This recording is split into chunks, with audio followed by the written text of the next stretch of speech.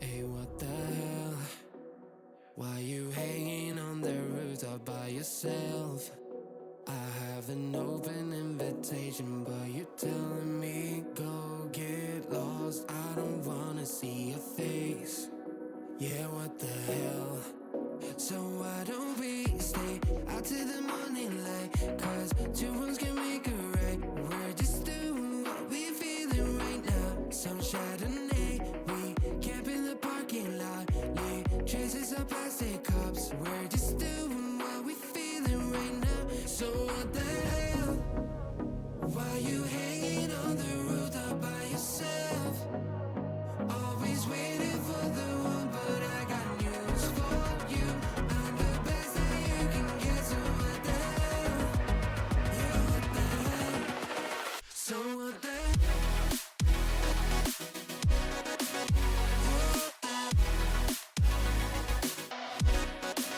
So what the hell? What are you waiting for now? And what the hell? You're pretending that you like somebody else, like you got boys waiting in line to take you home. But tell the truth, you spend the night alone. Let's be alone. So why don't we stay out till the morning light? Cause two wrongs can make a right. We're just doing what we feeling right now. So what the hell? Why you hanging on the rooftop by yourself? Always waiting for the one, but I got news for you. I'm the best that you can get, so what the hell? Yeah, what the hell? Are you waiting so for what the hell?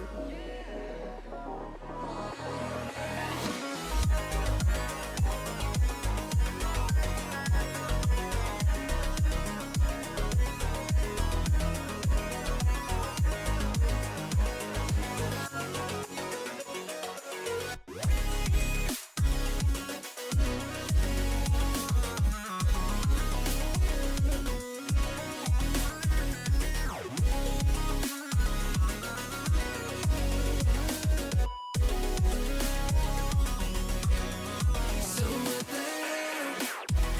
Why you hanging on the rooftop by yourself? Always waiting for the one, but I got news for you. I'm the best that you can get, so what the hell? Yeah, what the hell? So what the hell?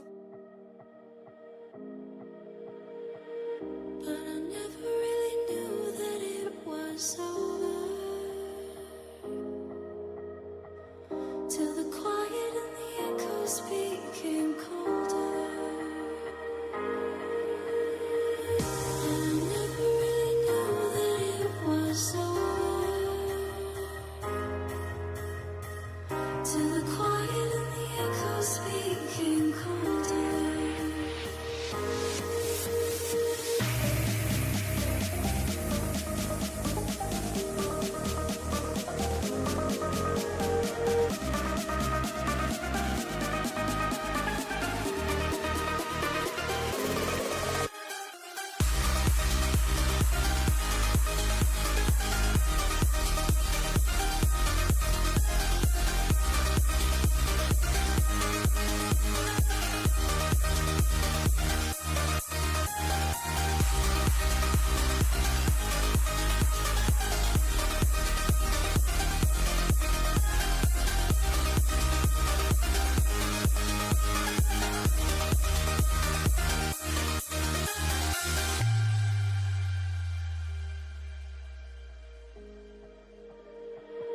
You took my love, then gave it back. It's yours to leave, but it won't keep me from this heart. And I'll try to carry on again, but I never really knew that it was over.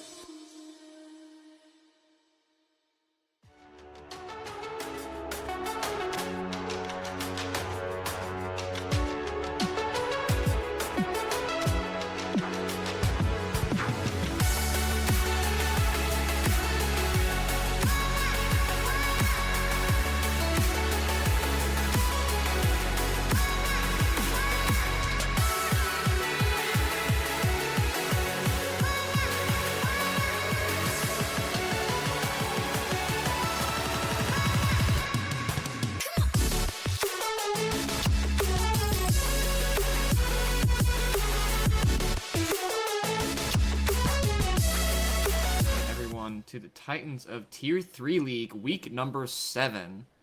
And let me tell you, we have some Titans in the ring today. Today we're seeing Reign Above versus Ryze Esports. Reign Above so far undefeated in the league, and Ryze Esports just one win coming off their loss last week. So we have a very exciting match today between these two teams, both very talented, and everyone is very excited. I hope there's a lot of energy in the lobby today as we go into today's match. I am PB Joel, as usual, here with Cheesy Gaming. And Cheesy, let me tell you, I'm excited for today's game. Absolutely. And both of these teams, as you mentioned, real Titans.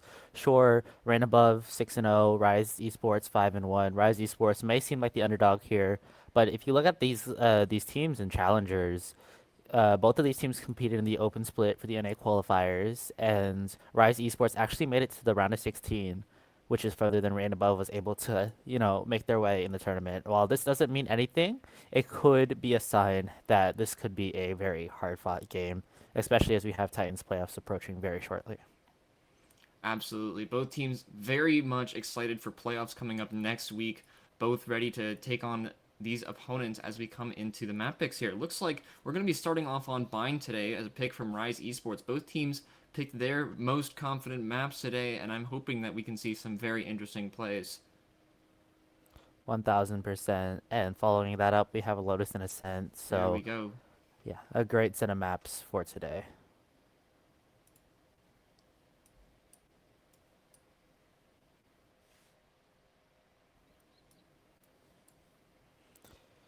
Looks like we have Lotus is going to be the pick coming out of Ryze Esports, and all three maps, the other team who didn't choose a map has chosen to defend. So I'm going to be interested to see if defensive tactics are what both of these teams are going to have a strong grasp on today, as they really seem to lean to the defensive side no matter what the map is so far.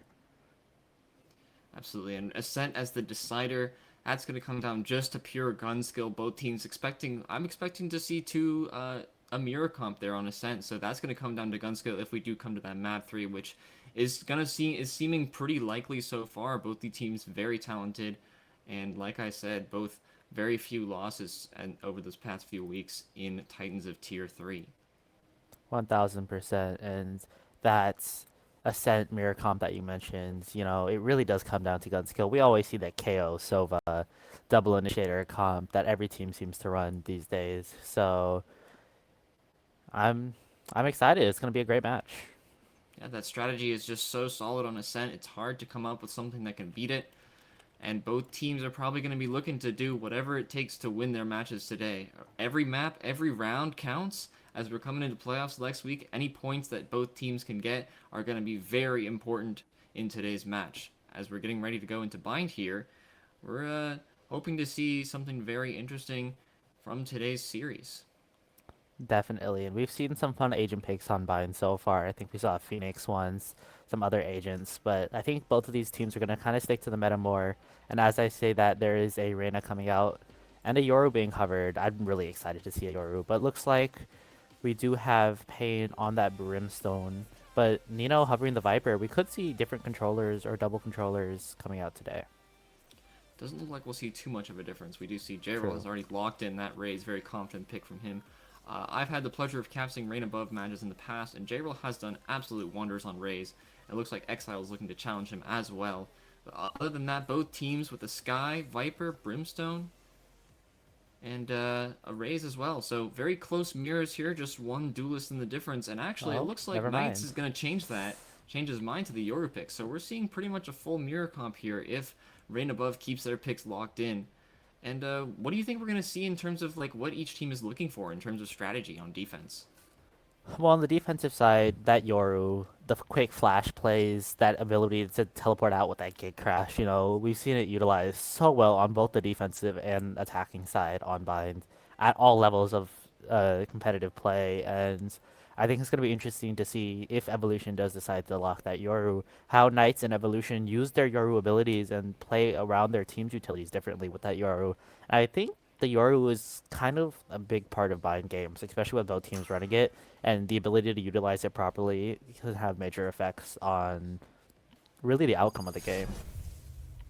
You're definitely right. Bind is a very tricky map, and Yoru is a very tricky agent.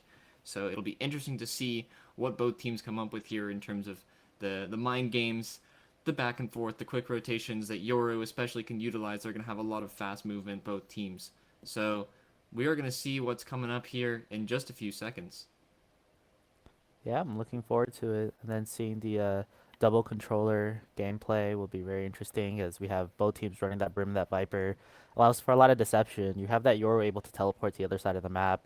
You have the double controller setup, which allows you to put smokes on both sides to not really tell the opponents where you're deciding to go on the attacking half.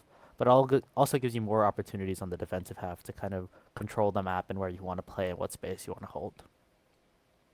Absolutely. Viper has a lot of stall potential, very much able to lock down the sites on the defensive side of things, and she's not going to be doing too much rotating, where on the other hand, Yoru can rotate so fast, and they have so much aggressive potential from Skye, even with her recent nerfs, that there's a lot that both teams are going to be able to do here.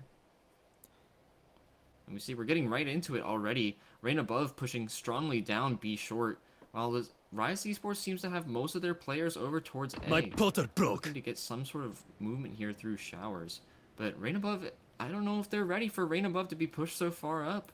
Rain above has already gotten so much intel. They know that most of B is clear, with the exception of one of Ryze Esports players over on B site. But now here comes Ryze Esports pushing through. Zad's looking to make some Evolution finds a kill on Kane on the way in, but Exile and Zad are making quick work of the defense here. Finding 2 and now 3 picks, and the bomb is going to be able to get planted. Rain above is scattered across the A site right now, and Ryze Esports looking to get some pressure on them. Nina is in the Last player standing. 2 different Ryze players, and the Hen Dog comes through, solidifies that kill. Now it's just a 3v1 situation. J-Roll left alone on site. Knows where one of the players is, knows that there's a second player in CT and another player in back site, but does he have the HP to deal with it? And it doesn't look like he's going to be able to pull that off. NightZ is going to take out that first kill as we go with 0-1. They First think we pistol wouldn't round for fight Ryze back? Esports. Dead And that wrong. was a very influential round. The fact that Ryze Esports managed just to outgun, honestly, Rain above. Because Ryze, you know, they were playing that heavy showers card, but they didn't have a lot of space control other than the Yoru lurking all the way through the B site. And the fact that Rain above was able to go all the way through B, have A short as the execute came in from A showers, but just get outgunned onto that A site, onto that triple plant. I think this is going to be a very intense game, and a lot of the gunfights are going to be who can hit the shot first. Oh, and look at that. The Yoru is going to hit the Sky Flash and Fountain, bait out the aggression, gate crash the other side of the map, and that is a completely free A site for Ryze Esports as the spike goes down. Meanwhile, all 5 Rain above players are on the B site. We're seeing that aggression from Rain above come very much through here, as we saw all 5 Rain above players push down B long. They pulled out that flash, and Ryze just was forced to go onto A, take advantage of all that space that they had. And now the bomb is down in a 5v5, but all of Rain above is stacked onto short here. They're going to be looking to try to play off some picks, wait. This NightZ might be trying to find some space here, looking for something he sees. He might know that there's something here. All the players are there. He finds 2 headshots quickly, but not able to find a third. Gerald gets that kill with the frenzy, and now Ryze Esports is coming down to bring the pressure. They have a few players pushed down through short. One enemy remaining.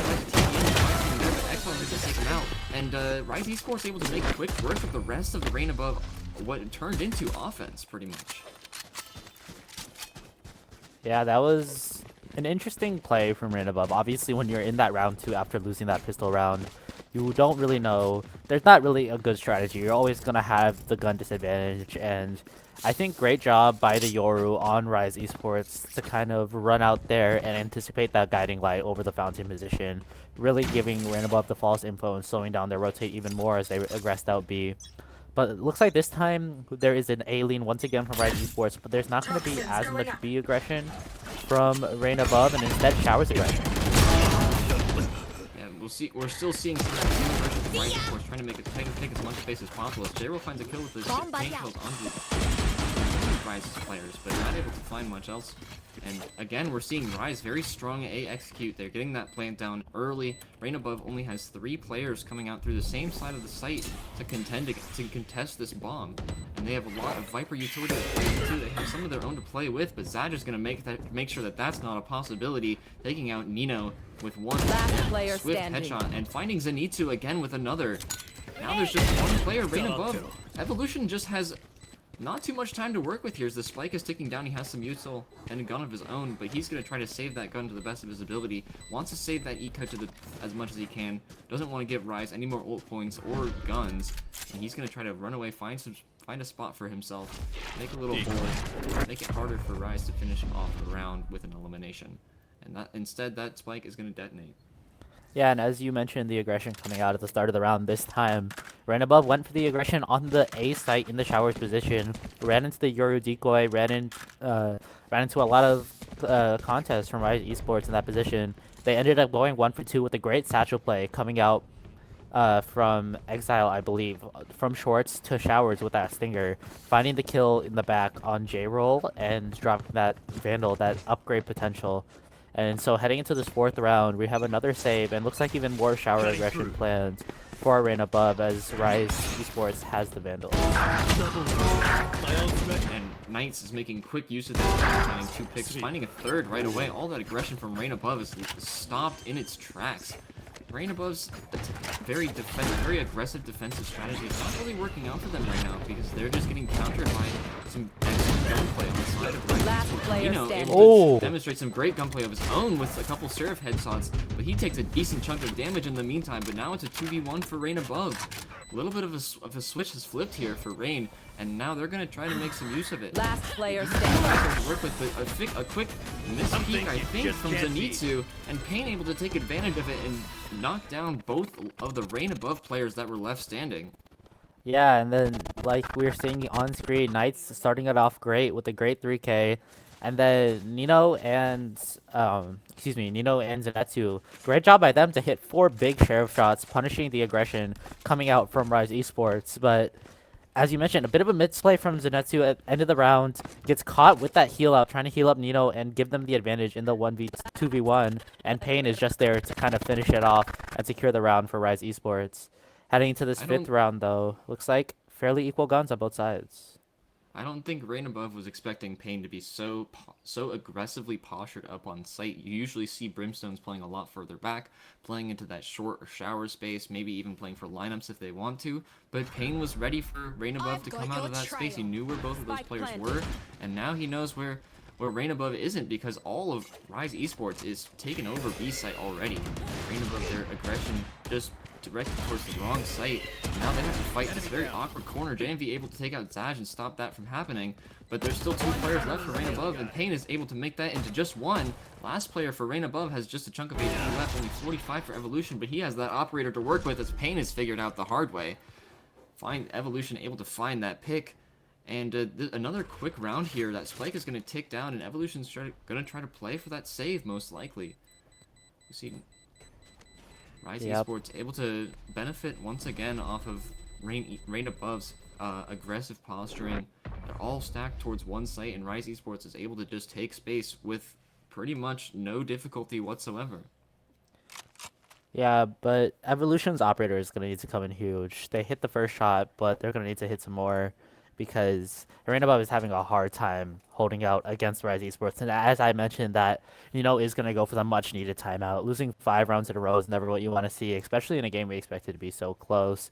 Rain Above is having a really, really hard time kind of holding space. And I will say, I don't even think they're trying to hold space. I feel like they keep aggressing and getting punished for it. Ryze is doing a great job being ready for their aggression as we see Knights 9-3-3 hitting some amazing shots, including that 3K earlier in showers. Everyone else on the team holding their own as well.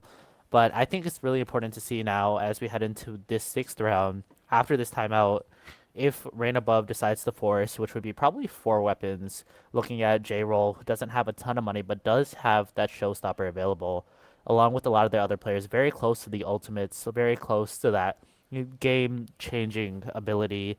And so we do have the Brimstone Ultimate available on the side of Ryze Esports. But I think this, coming out of this timeout round, especially as we see, looks like Rain Above is going to be forcing up a little bit. This is a must-win round for Rain Above. Absolutely. We were seeing so much aggression from Rain Above. They really want to make use of that Ryze, the Sky, the Yoru, but they're not able to do it because they just haven't been going to the same places as Ryze too much. And when they do, they get taken out very quickly. So it looks like they're going to try to go for a little bit of a strategy change. They're going to put up that Viper wall over on B site to make it a little bit easier to hold. And Ryze Esports is going to be playing right into it. They have all four of their players, except for one, lined up towards B, and all down that long side of things. But Rain Above is going to have to relinquish some of that space. We're seeing them already rotate over. And Ryze Esports is finally looking. They have the spike down, but they're still contested by Rain Above. Nina's going to find a pick onto Knights over an elbow as the rest of his teammates are making his way over. Now there's a little bit, it's going to be a little bit more difficult from Rain Above here, but Ryze Esports does have a player who's lurked all the way through their site. Zaj is able to find one as a distraction, but we see Rain Above is able to take some space, but they don't know what's behind them. Hendog through sight finds J-Roll in the back, but JMV able to turn around and take advantage of it very quickly.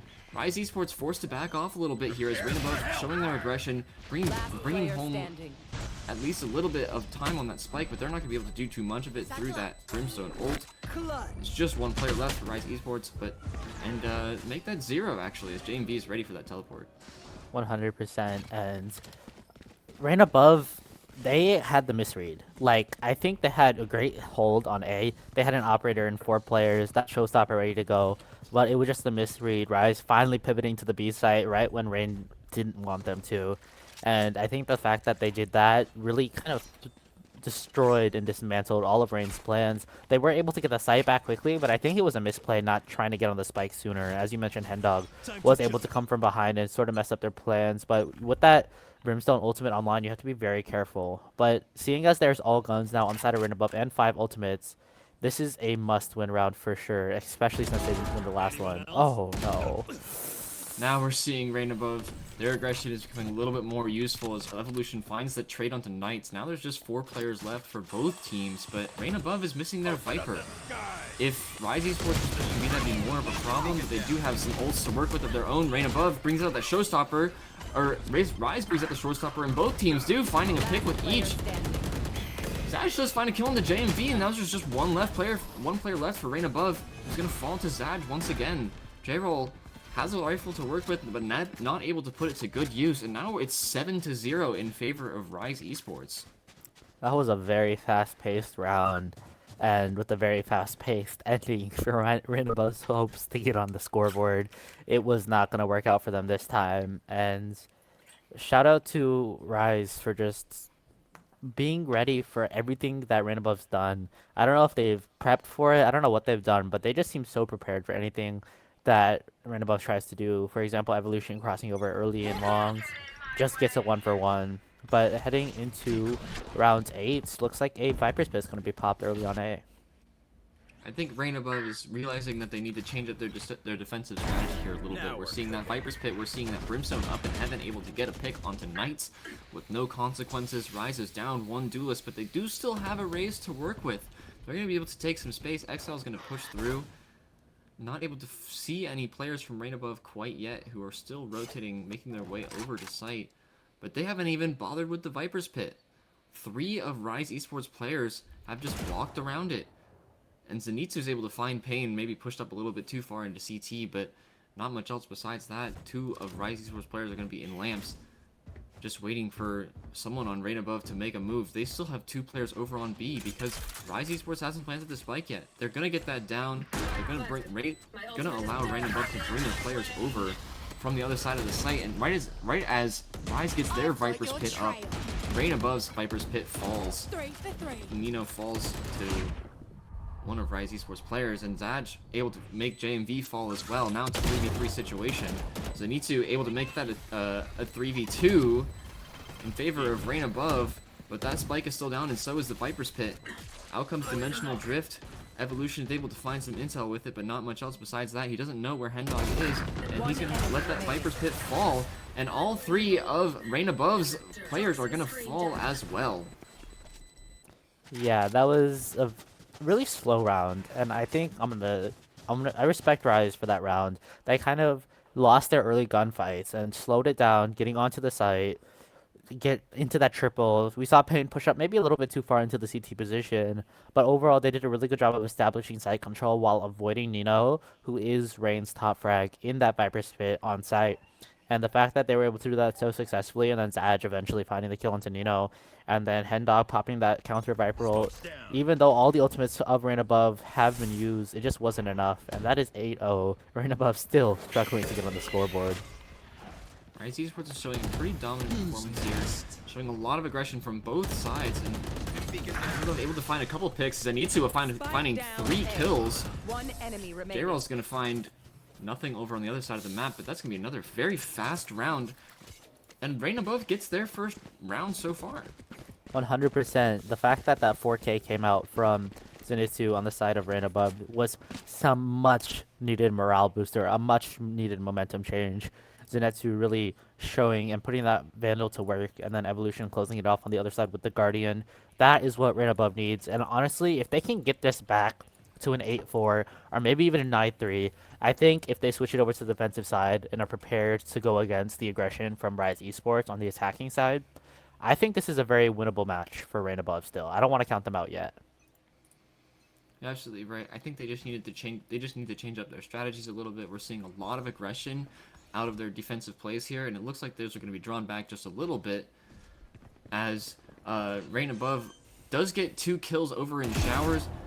Ryze Esports has already pushed up through B, as Zenitsu makes quick work of the players left on the B side of the map. But Hendog's already pushed up. He found Evolution, who probably wasn't expecting a Viper to be pushed up that far. Hendog has now 4 players of Rain Above to work against, and the spike is down, not even planted. He has a minute left to try to kill these players, but it doesn't even like he's gonna give that a shot. He's gonna go for saving the rifle. There's plenty of econ left for Ryze Esports, so they might have something to work with here if they can afford to spend some time looking for some of these kills. But Rain Above is not giving any space to Hendog here. All 4 players still stacked up on site, ready for what seems like any angle where Hendog might come from. But Hendog is a tricky player here. He sees one, sees a second player. He knows that Rain Above is not expecting him, and he does take out 2 of them, but J-Raw's quick reaction time does turn around, grab that final frag, but the damage has been done to Rain Above's eco here. And heading into this 11th round, you do still see, a lot of guns for Rain Above, and the fact that they had that momentum, they have this momentum now, 2 rounds in a row. That's what they really need to start steamrolling, especially if they want to get some more rounds, at least 1 or 2 more in this half, and then turn it around on defense. You really kind of need to see like a reverse 8-round streak, and that time they got some kills early in showers, got some kills on B, and just won the fights everywhere. And that's what they need, and if they're winning it just comes down to who's winning their fights, as Hendog is going to get the first pick onto Evolution. Yeah, speaking of winning fights, Hendog does find that first kill. Takes out one of Rain Above's duelists, but Rain Above is not out of the fight yet. They're still playing pretty aggressively towards site. But so is Ryze Esports. A lot of players. You see almost looks like 8 bodies stacked up on A site here. And some trades back and forth on both sides of things. Zenitsu does find a second frag with False Knights, who's going to find a second of his own. Now it's a 3v1 situation for Rain Above. Nino has a lot of time to work with here because that bomb is just going down, and as he's getting onto site. Does spot a little bit of a headshot there, but not able to pick it up all the way. Is going to finish off that kill on Exile, but going to fall to Hendog in the end. No defuse happening for Rain Above here in this situation, as we're 2-9 coming up on the end of the half. A little bit of comedy there from Knights in the end, kind of leapfrogging across as Hendog finds the finishing kill onto Nino, trying and attempting that 1v3 comeback. But heading into this last round of the half, we see a bit of a broken buy from the side of Rain Above, not really having the economy to support a full buy, buying whatever they can. And I think they need a thrifty here, if I'm being honest. They need this third round, so they're not in a huge deficit. The double digits is an issue for Ryze, not just for the score, but for the momentum. And looks like they're gonna get aggressive and try to make that happen.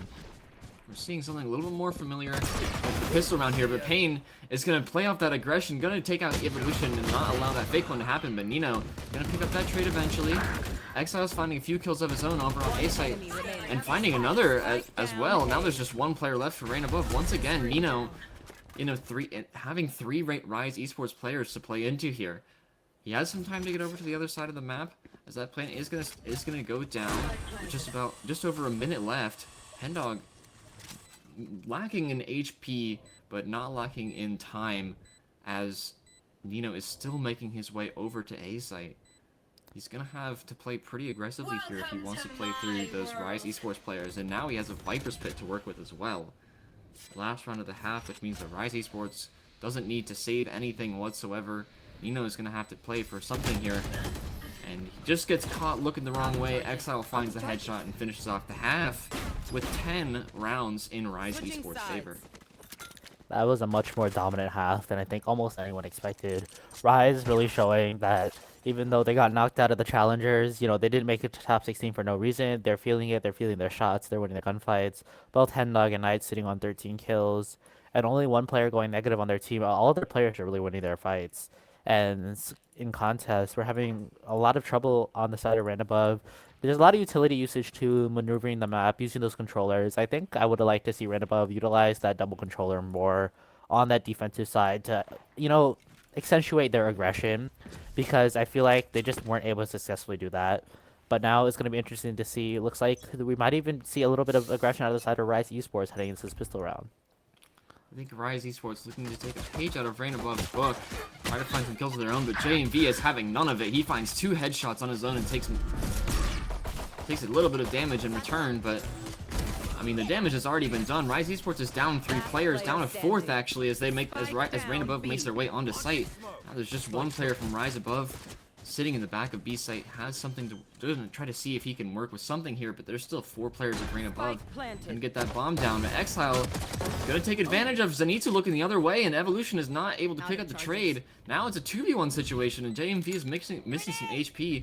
Doesn't fall to the Ryze nade. The Ryze nade goes a little bit wide of the other 2 Rain Above players. Exile has a frenzy. He's going to try to do something with it. Going to try to get some satchels out there to get any sort of damage in, but JMV is going to pick up his 3rd kill of the round. Finish off Exile, making a first. This is Rain Above's first pistol win so far of the series. And I think it was a much needed pistol win, especially with that double-digit score at the end of the half for Ryze. And as you mentioned, Ryze did try to take a page out of Rain Above's book, get aggressive on that pistol round, but I think they might have torn off a page too many, going aggressive out of hookah and getting punished for it 1000%. And then that TP play just wasn't able to convert with the decoy and just led to another loss of life for Ryze Esports. Looks like they are all going to be going for that Sheriff no shield buy though, whereas they're going to be going for Guardians, Vandals, and Bulldogs on the center right above. This could be a huge round if Ryze is able to hit some clean Sheriff headshots, but Zenitsu not wanting that to happen. Zenitsu. Now, we're not seeing any of that aggression from Rain Above that we saw in the first half. They're all playing pretty far back. They were able to get a kill off of it already. And so this is a strategy that seems to be working for them. They're going to try to see if they can get some more picks here and there. Send the dog through showers to get some info. They do see one player from Ryze Esports. And they know they're going to have time to pick up that ult orb. And they're going to start making their way up towards A site.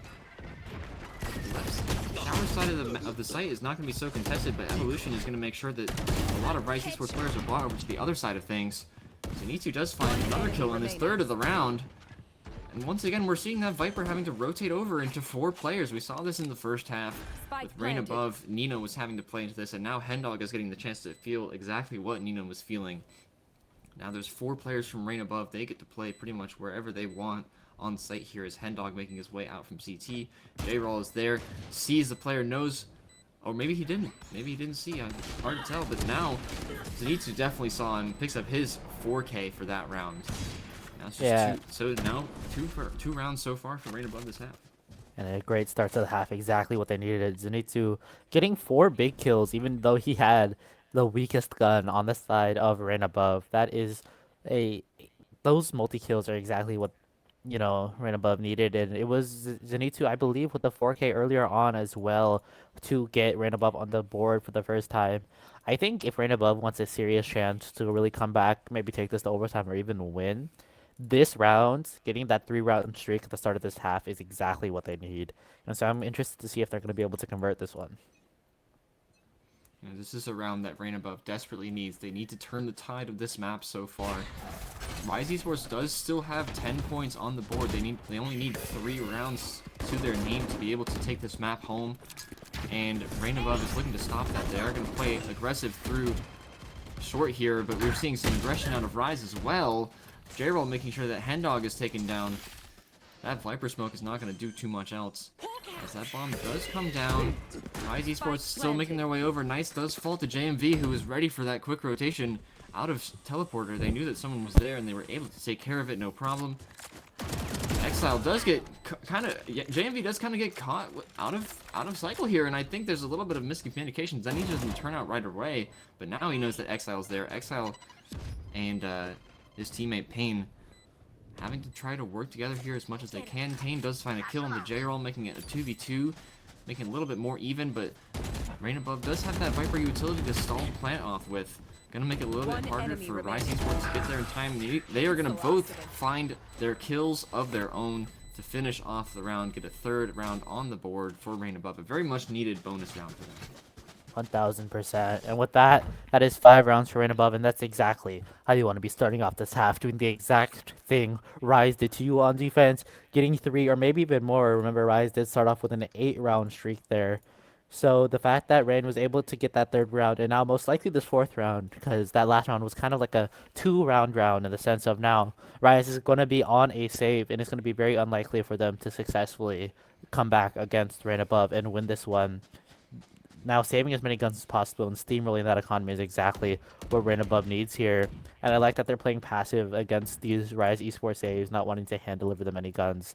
As Zaj is going to walk down out of hookah towards Evolution.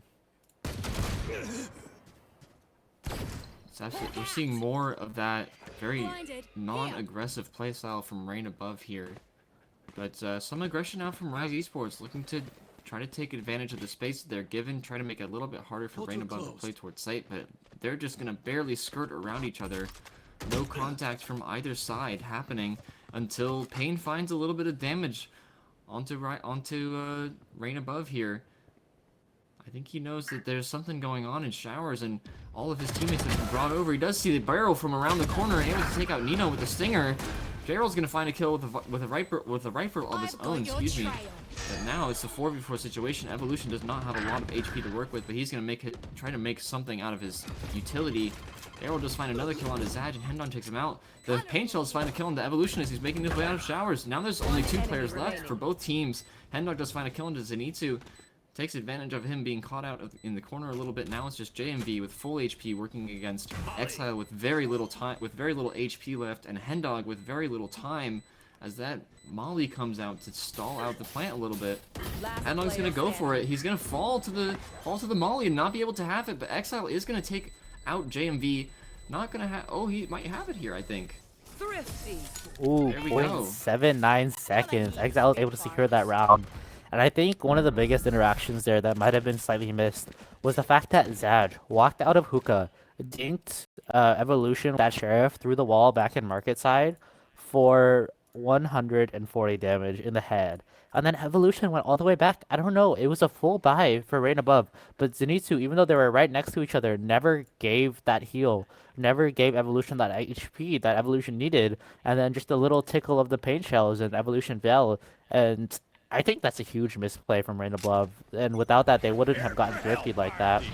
This is a must-win round now after getting thrifty. They can't afford really any other rounds as we have 11 for Ryze Esports. Nice. Trying to make quick work of that. The Evolution answers with a kill of his own, finds a second headshot with that Guardian. Now this just the players who've been rotating over from Ryze Esports, trying to play their best defense that they can. That Showstopper comes out and makes quick work of Zenitsu, stops that plant in its tracks, and now Rain Above doesn't have that bomb down. They know that there's a player in the corner. JMV gets caught out, and now it's just one player. Evolution has his ult up still, trying to get something done here, trying to get that bomb down, but he has 3 players of Ryze Esports to work against. Hendog just barely, just barely avoiding those angles, and he's made his way all the way around behind Evolution and is going to catch him out just barely off guard, and I'm sure Evolution was wondering where he came from.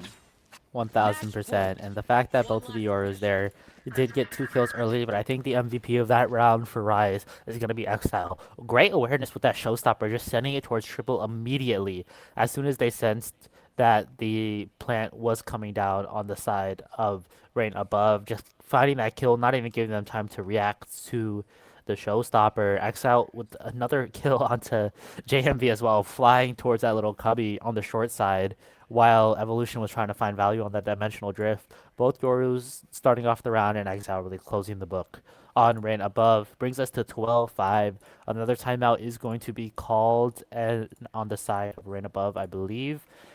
And they need 7 rounds in a row now. I don't want to caster curse it, but I have a feeling that this may be the end of bind for Rain above, and they may be looking to try to get a Lotus pick to take us to Ascent.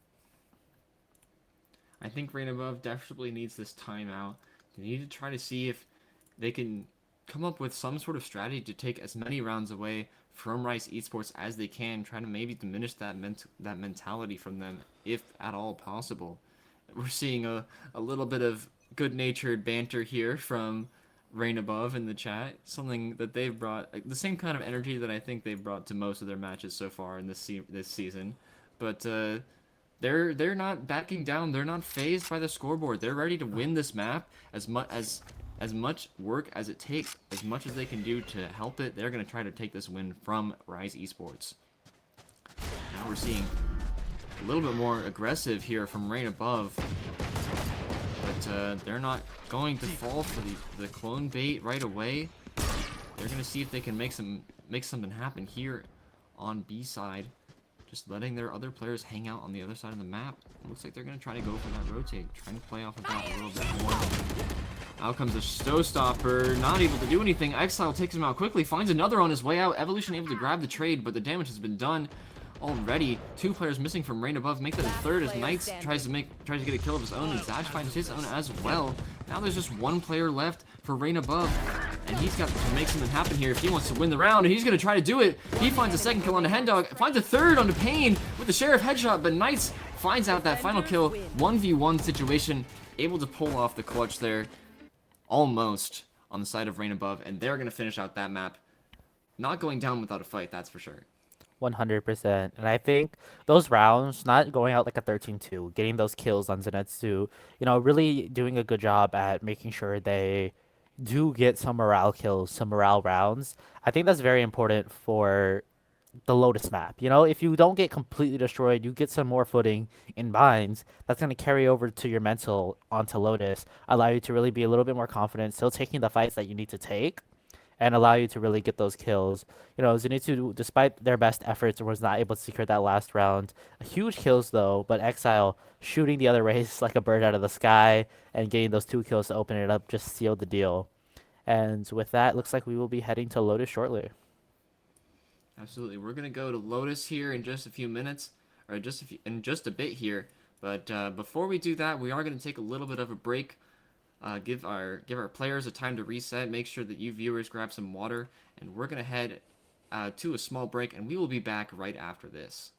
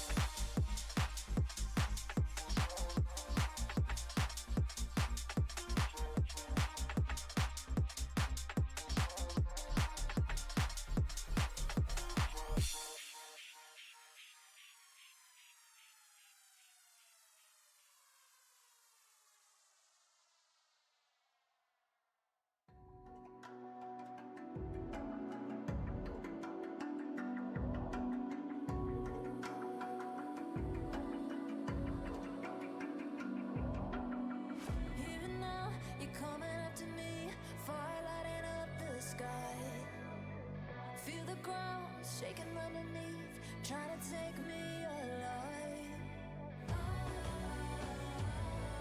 Get ready for the fallout. Can't stop me now. I got no rival. I'ma fight my way through the blood and pain game of survival. Any time or place, watch 'em run away. I got none. I'll be standing on my own, never gonna take my throne. I got no rival. Watch 'em run away. I got no, no, no. I got no, no, no rival.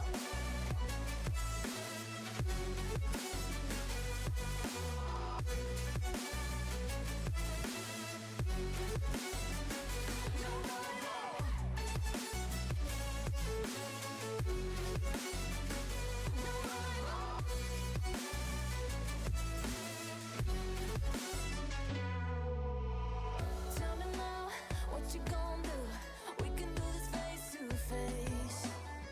The reckoning is coming real soon. Doesn't matter what you say.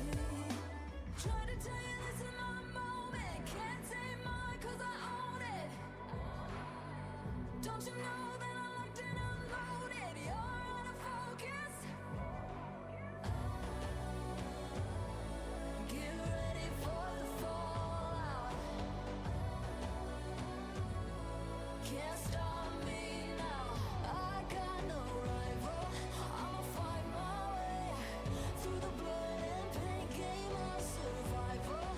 Any time or place, watch 'em run away. I got no. I'll be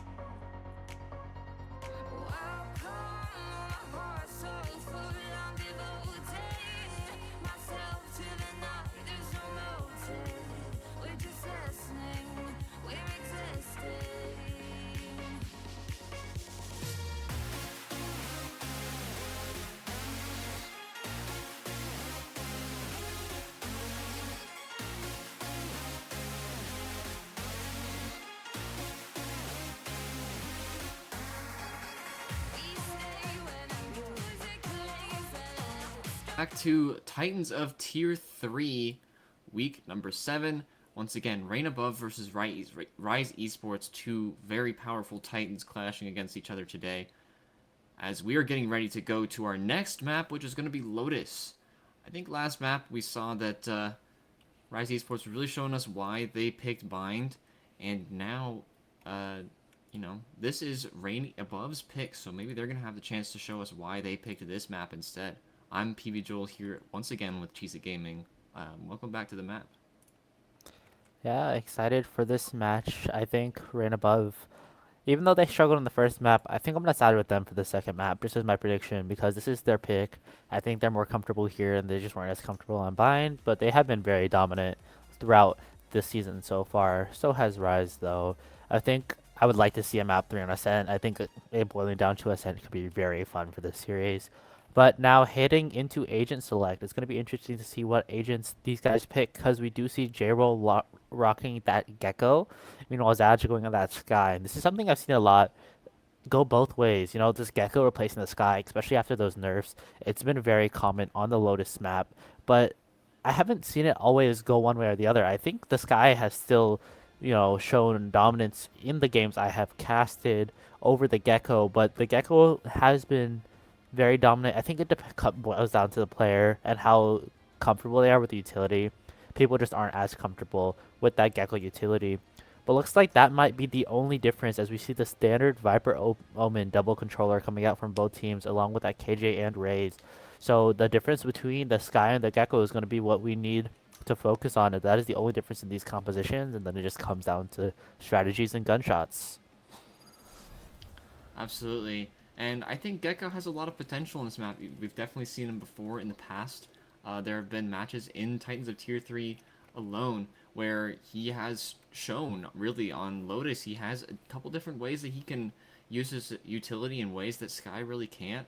And especially his reusability, the fact that he can pick up his utility and use it over and over again is going to be what's going to be the biggest difference here in between these two characters. Now that Sky doesn't have rechargeable flashes, it's going to make a world of difference when Gecko has flashes that he can use over and over again, and especially an ultimate that he can use twice. Yeah, it's going to be very interesting to see how that recharged utility is going to be used. As you mentioned, we've seen it used on Lotus well, but also I've seen it used defensively very poorly because they're not using it to take space and only get one charge out of it.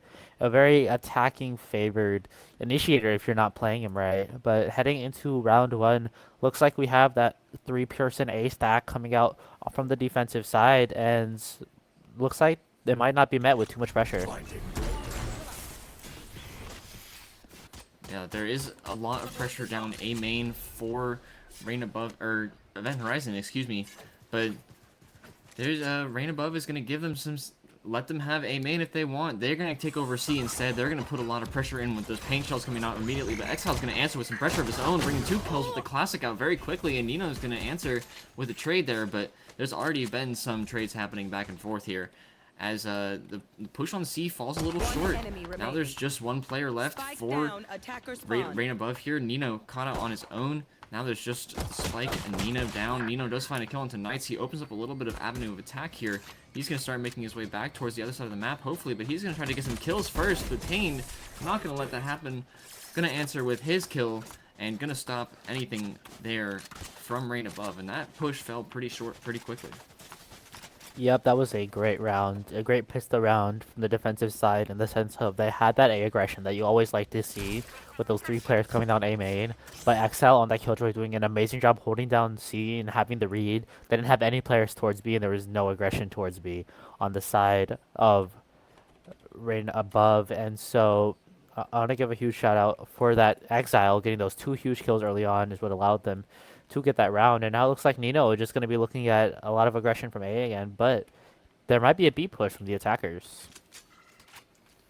Yeah, we're seeing already Ryze Esports is pushed down through A main once again. They're very much able to do so because that's just kind of how the map works out. That's how things go here, and now they're going to be able to take some of that space. Going to pressure onto Reign Above here, and they're going to make good use of that pressure. Nino's going to fall and cut off make sure that rotate is not quite as available as they want it to be, but they're going to have C to play with here. They have all of this space, 4 players left still, and Ryze only has 3 to contest with. They're going to be playing retake here into 3 players on Rain Above side. Spike planted. They were able to plant with Wingman as well, and now we see really Gecko making use of that intel, trying to see if he can get some information off of his util. Doesn't find anything with it, and gonna have to push into back onto site here. And Rain Above, almost all players pushed all the way out back into CT. They were able to make 2 kills out of it. But Pain, oh my goodness, Pain able to find all 4 Rain Above players on his own. No help needed, 7 HP left. No, Pain is bringing all of his pain to the other team this round and showing his dominance, making a 2nd round win here for Ryze Esports. That is exactly what they needed, to be honest. That was looking very scary for a second. Pain is able to bring them back from the brink of disaster there. They had all bought up very, very big guns, and they almost gave them all away with those 2 initial picks on C, and then losing the site and allowing that CT push. That was disastrous from the side of Ryze Esports. That was exactly what you don't want to see on that round 2, but Pain just allowing Ryze to just keep their footing, get that 2nd round, even if they don't have as much weaponry heading into this 3rd round. But this is where you want to see Rain get that 1st round on the scoreboard and not wait too long. Yeah, we don't want to see a repeat of what happened last map, as Rain Above trying to make some use of the space that they're given. Once again, pushing down C, being kind of aggressive here, trying to make some use out of the space that they have, trying to get some picks with those rifles that they've now been able to afford after losing a couple of rounds. But they're still going to have to play into 2 very strong defensive players here. All that Viper utility is in the way. The Killjoy util stacked up right behind it. Rain Above doesn't have a lot of ability to get onto site. They're just going to have to try to poke and prod at it. They were able to get the util down on the side of Ryze Esports, take out that util, make it a little bit easier, but they still have a Viper Orb and 2 players to push against here. Hopefully they might have to try for something a little bit dangerous here. They're bringing 2 mollies out and a nade. A lot of util coming towards site, but Exile cutting them off in their tracks. Viper Molly comes down to keep those players vulnerable, and Exile is able to make very good use of that, bringing down both of their players who pushed very aggressively on the site. And now Rain Above has dropped the spike on C site. They left it a little bit exposed. Zaj able to find a kill onto Zenitsu onto B, and now there's just 2 players left for Rain Above, forced to defend their corners. JMV finds victim to the Raze nade and able to take out 1 on his way out, but now there's just Nino is 1 player left for Rain Above. He's gonna have to run away, play for his life, play for a rifle, play for some picks, as he's able to do right there with Pain, but not much else besides that. He's once again gonna have to play for some time here. 100%. That was a very, very good defensive play there from Ryze Esports. Yeah, I think Exile being able to shut down that C push, though they were unsuccessful Zaj against the does weaker pick up guns. that. Oh yeah, Zaj is going to close it out. But Exile, failed to hold C against the weaker guns, but was able to hold it down that time, and I think that's what counts, right? Holding it down when the gun fights are needed. Pain was able to secure that 2nd round. That is a 3rd round now for Ryze Esports, and I think, I don't know, this is looking like maybe even a reverse of map 1. We're seeing a streak coming from the side of Ryze against Rain Above. This could lead to a flip of the 1st half as we head into some more A aggression, but looks like Rain Above is going to just go for the C aggression like we've seen so many times before. We're seeing a little bit more aggression here towards that C main push. All 5 players now this time are stacked up into C main. They're going to be able to try to push through there, make something out of this, but they're going to be able to get a little bit more space. Exile still walking off that push, taking out Evolution, and Hendog takes a kill of his own. Nino's able to answer with a trade onto Exile, but he's going to fall to the Viper Molly. Hendog's going to find a 3rd kill onto JMV. Now there's just 1 player left on site for Rain Above. Just 1 player. That Gecko going to try to make use of his 28 HP. They're not going to have a lot of util left to work with, and not a lot of time either. NightZ brings the pressure, brings that classic right click right to J-Roll's face, and takes out Rain Above. Once again, that push on C main stopped short. Yeah, and I think Hendog getting those 3 kills, maybe even overheating a little bit for the kill onto J-Roll, but, Knights was able to finish it out. Not a very successful thrifty from the side of Rain Above, and I'm wondering, are they leading towards A now? Maybe try to take this fast A hit, go for this rebel fight, and contest this aggression, where Ryze has been able to just aggress continuously and get away with it. So, looks like they might be having an early fight here. Absolutely. Now we're seeing that aggression. No more focus towards A, which is matching up with Ryze's aggression, but falls victim to the Omen one-way. Coming up quickly. I think that was his own Omen's one-way that he walked into there, and he got caught out because of it, and he died to Rain Above's stacked team there. So now Rain Above has a little bit of wiggle room here. They took out the aggressive duelist, which is going to make it harder for Ryze Above to Ryze. Oh my goodness, there's so many R words going on in this match right now, and I'm tripping over my words, but Rain Above is going to be able to get that bomb down. They're not tripping over anything, at least not quite, but Wingman is going to trip over a bullet there. Viper Spit is going to come down, Thrash is going to come out, try to get some intel, going to find a stun, and Evolution is going to be able to pick up on that. He's going to be able to take out Exile, going to make it a little bit more difficult for Ryze to take oversight here.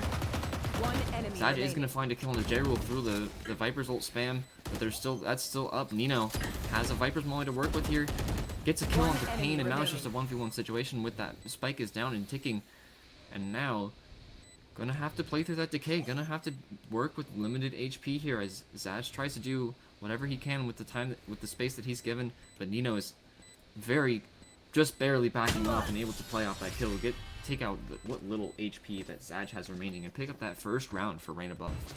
Yeah, it looks like it wasn't an 8-round streak for Ryze this time. That Thrash being utilized along with that Viper's Pit, but that looks scary for a second. Ryze getting 3 kills coming from behind onto the B site into that Viper's Pit, just kind of spamming through. I think that was really influential. That led to Nino needing to clutch in that scenario, because with both those ultimates utilized, normally you're going to want to see a more dominant round win. So that could mean that they're having a hard time converting even when they get the early advantage. Looks like they're going to go for a B push this time, though, just slowly walk up as the A aggression comes out from the defensive side initially. Usually we see these B pushes a little bit later in the rounds, but Rain Above is going to start off with it right away. They're going to already have some Omen Util to deal with here. That Pain Shield is going to catch Night Z off guard, going to catch that kill. Zaj is going to grab a kill on the Evolution in return, but J-Roll's going to find 2 of his own. Now there's just 1 player left. That lockdown is going to come down. Ryze looking to do something here with the lockdown, going to break all 3 players of Rain Above off, but that spike is down. He's going to be able to try to push for it. Going to try to go for something here. Force Rain Above to peek him, but they're just peeking back and forth, a little intricate dance there, and Exile's not able to keep up with it. Zenitsu's going to pick up that last kill. We saw Zenitsu on the Sky last round, and now he's on KJ, and he's making it look easy. 100%. And Exile, that lockdown in the waterfall position, I think it was masterfully played around in that post plant by Rain Above. They had 1 player go Heaven, right where Pain is right now, 1 player go through the breakable door through A site, 1 player through main. It was too many places for Zenitsu to look at once, and so no matter how good you are, you can't look in 3 directions at once. It just wasn't going to be possible to get that spike defused. But heading into this 7th round now, 2 rounds for the side of Rain Above, and looks like a save completely from the side of Ryze, except for a Guardian on Pain. Yeah, Ryze does have 1 gun to work with here, but all Sheriffs is the rest. Exile not able to do anything with the Sheriff that he's been given, or that he's bought for himself, excuse me.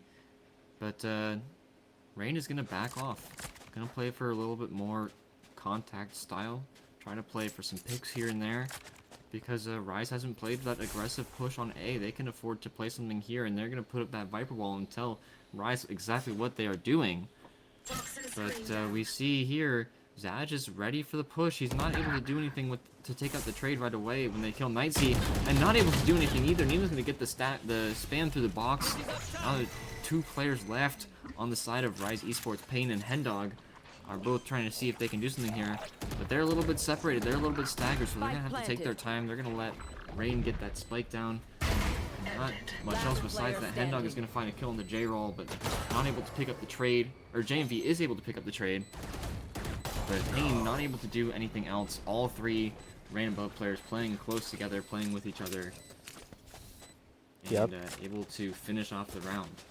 That's going to bring us to a 4-3 scoreline now. I think I was a little bit worried for Thrifty. Their Evolution falling early to the Sheriff of Exile around the mound position meant that Duelist was not available to kind of zoom into these weaker guns and destroy any hold. Thankfully, for Rain Above, Ryze did not have a good A hold. J-Roll jumping up over that box, very aware of Hendog's position. But now 3 ultimates are online along with guns for the side of Ryze. And looks like they're going for this A aggression once more, while Rain is back to C. Zenitsu able to take very quick advantage of that. Showstopper came out for a split second there, but Knights is not able to do anything with it. Rain Above was ready for it.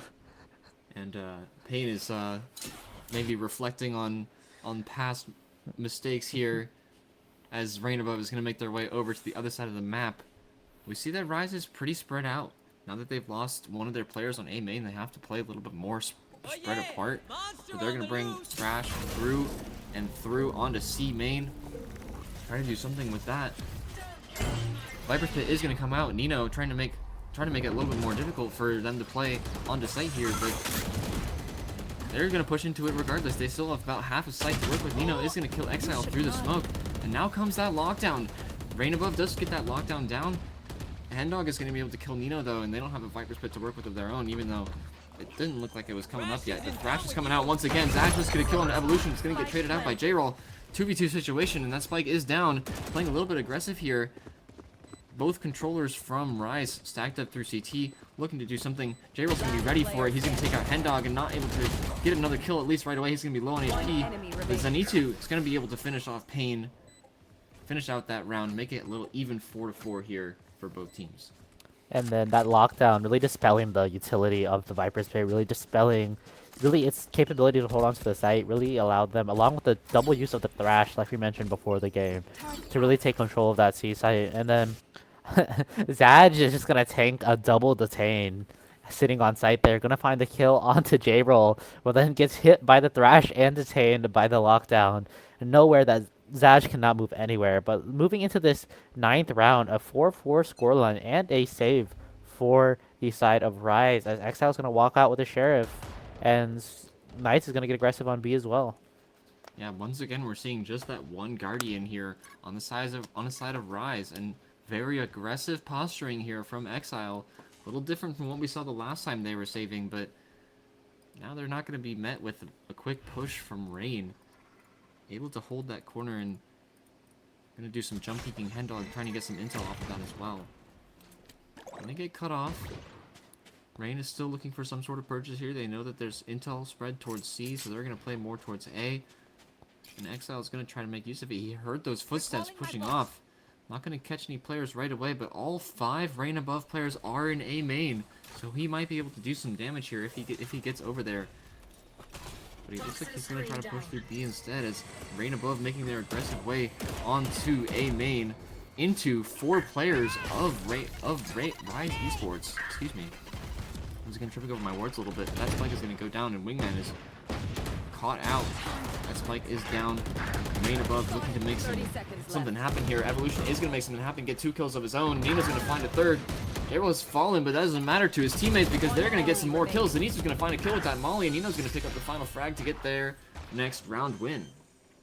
Yeah, and I think Evolution getting 2 kills there with the Vandal, even after going down to 4 HP, thanks to the utility coming out of Ryze, was huge. Hendog in a very tricky situation, sitting in that smoke in the drop position is going to swing out. That is 2 huge kills. The fact that they were able to get both those kills with the Sheriff while having no HP, and 2 mollies being thrown at them, incinerating their toes, you know, very difficult situation, but it just wasn't enough to get that thrifty.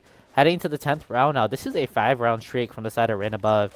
I need to see a round from Ryze sometime soon, and this is the round to do it. Absolutely right.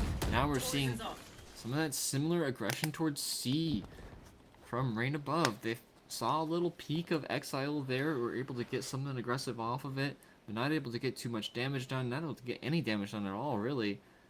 And now they know that there's Killjoy util that they're going to play into here. That those paint shells are going to take out what's left of it, but now there's pressure stacking up. Exile does find a kill, and Evolution grabs a trade. But Knights is going to take out Nino from the other side. Over from B. Now there's only 3 players left for Rain Above. They're going to have to make something else happen here. Knights does take a decent chunk of damage, but is not just able to make up for it, finishing off Zenitsu. Now that rotate now even is blocked off a little bit, as there's only 4 players left. Rain Above has no choice but to push towards C here, because they don't know if there's anything waiting behind them. Zaj is... Speaking of waiting behind them, Zaj is on the other side of that door, not going to open it right away. But Rain Above is going to try to play for something aggressive here. Hendog is going to be ready for it, and he's going to finish off both players very quickly. finishing off another decisive round, I think, for Ryze Esports. And that round is one that they definitely needed, and I think that Hendog and Pain, they're having great chemistry right now on that double controller. I don't know if anyone noticed, but if you look at that C main position, there was that dark cover up, and then as the dark cover faded, Hendog put that Viper's Orb up, and as that Viper's Orb was about to go down, though the round ended, there was another dark cover from Pain. Great job utilizing that utility to not really let Rain Above get a foothold as after they lost their first couple of players, and I think that chemistry is going to be key to winning some more rounds on the defensive side and then having a successful attacking half. This is in part why Viper and Omen combinations are so powerful on maps like Lotus. They have so much, especially Viper has so much potential to stall out the other team, even if you're on attack or defense. Just depends on the situation, but we saw a very good example there as Ryze was able to make a sort of a meal almost out of Rain Above. Hendog just waiting for someone to walk into his trap, and they did, and then he was able to take advantage of it.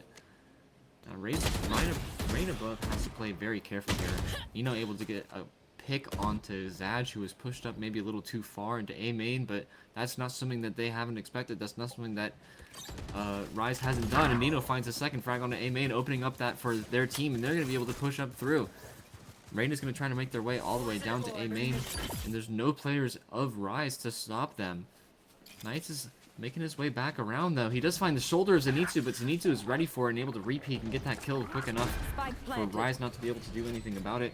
Now there's just 2 players left, both of the C players from Ryze having to make their way back over onto A. And now we're seeing something that we saw a little bit earlier over on C, is that all of Rain Above is off-site. They're almost forfeiting that spike defuse to Hendog, and Hendog is even gonna have it. J-Roll able to get that kill through the spam, but now there's a molly on that spike. Rain Above able to get a little bit of intel there, but they don't know exactly where Exile is. They know almost where Exile is, but now they know. Exile finds the kill into Zenitsu, not able to deal with the pressure that is JMV, and what was a 5v2 initially turned into a 4v0. Last round in the half. 100%. And Rain Above utilizing that far off point post plant positioning that we saw before, as you mentioned. Very interesting post plant position, but it works when your numbers are up like that. It allows you to just play mind games with Ryze the way they did, making XL not sure if they can really go to the spike. It was half, but there were just so many mollies that the other half, it was just impossible to get. Heading into this last round, though, looks like they are going to have almost complete guns on the side of Ryze. XL rocking that Guardian without the shields, but Rain Above ready and waiting with those full utility as the Gecko utility is going to come out early. Spot out Hendog on Mounds, but Zaj gets a kill on Zenitsu. Those Seekers come out nice and early, trying to get something aggressive done. The Thrash is going to find a stun onto Hendog, and Evolution is going to take out 2 players on the side of Ryze. Both those C defenders are now down, and now Ryze has to recover here. There's a 3v3 situation, but Ryze has to kind of hurry to get back towards site. They are going to bring out that from the shadows. Pain is going to bring, or excuse me, JMV is going to make his way into the back of site. I think I misread who was ulting there. But now, if Pain wanted to answer, he could, but he's going to choose to save that. Oh, never. I changed my mind again. Pain is going to ult onto site. He got some much-needed intel. He knows that Rain Above is not on site. They've been stacked up through CT once again, taking advantage of the space that they've been given, and Thrash is going to come out to even make a little bit more out of that. Sees a player, not actually unsure if they were able to see something there. The Showstopper is there, able to find a kill and a little bit of damage onto Knights, and the Paranoia comes out from behind. Knights isn't able to do anything and falls to JMV's knife, almost in the back there. And now we're seeing some of that animosity from Rain Above, bringing that energy, bringing that little bit of banter. And now it's 5-7. We're switching halves, and now Rain Above is going to be able to show us what they do on defense. 1000%. And JMV, I think that was a great outplay there from JMV, wrapping on the waterfall position, because they had the read that Rain Above was going to play in that CT position with that Showstopper, with that Thrash, which didn't get a ton of value, but JMV just walked up in waterfall, shot one in the back, Paranoia another, and a knife to finish off the half. Great playing from JMV. Might not be at the top of the scoreboard, but has been very influential with their utility and their positioning so far. Heading into this first round, this pistol round, looks like we have the same defensive setup, 3A, 2C, that we've seen before. Yeah, and we're seeing not something unfamiliar that we've seen from either side. Once again, we have 4 players stacked up through C on the side of Ryze. They're trying to get something done here. They're trying to make an aggressive push, but they're not going to be able to find anything right away. Instead of Viper and Killjoy on C, they instead have Gecko and Killjoy. Viper's over towards A side, able to place a very aggressive wall. And now that the attackers don't know where Viper is exactly, JMV is going to be able to make use of it, but Pain is going to grab that trade. Now it's a 4v3 situation. Rain above here on defense, able to do something with it. And Ryze once again has to back off a little bit. They're not going to be able to play as aggressive as they want to, but they have a rotate lined up here. Zenitsu all the way over the other side of the map has pushed almost all the way into the opposing spawn. He's going to grab a few shots. He's going to grab a few shots onto the other team there. J-Roll takes a little bit of damage, but what's done is done. They're going to be able to get that spike down. And now they just have to wait for Rain Above to play into their hands. Shadows traveling. We're seeing once again very aggressive into CT here for Ryze. Pain's going to make some use of it, but J-Roll's going to pick up that trade 2v1. J-Roll's going to try to get the wingman out. Going to fall to Zaj with the wall bang. Now Zaj just has a sheriff, but that's all he's going to need. Zenitsu looking to make some work with the ghost. He gets found by the dog. Not able to get taken out by it, but that turret is going to kind of catch him off by surprise there. Zenitsu is going to be able to make use of that, grab the second angle, and pick off Zaj and be able to defuse. Oh, funny. The fact that that turret kind of came up behind Zenitsu there, shot Zaj in the back. Zaj was not expecting it at all. I think it was a huge misplay that that turret was still alive and kicking for the side of Ryze and against Ryze, and they weren't able to destroy it earlier on. And that's going to end up costing Zaj, as they're not going to get slowed down by that damage, not able to move as quickly into the waterfall position, just to get caught out in the back from Zenitsu, as they are unable to turn around and find the kill, despite the use of the Trailblazer and the Sheriff. A very lopsided round on all fronts, but it is going to go on the side of Rain Above. Now heading to this buy round, looks like we are going to see a force from both sides. That turret turned a 1v1 into a 1v2, but Nino is turning the 5v5 into a 5v4, trying to make use of the other team, making it a 3v4 or a 5v4. Oh my goodness! Kills all across the board. 3 different players from Rain Above grabbing those kills to secure the round and make it 5-9. That almost went over as fast as you could blink.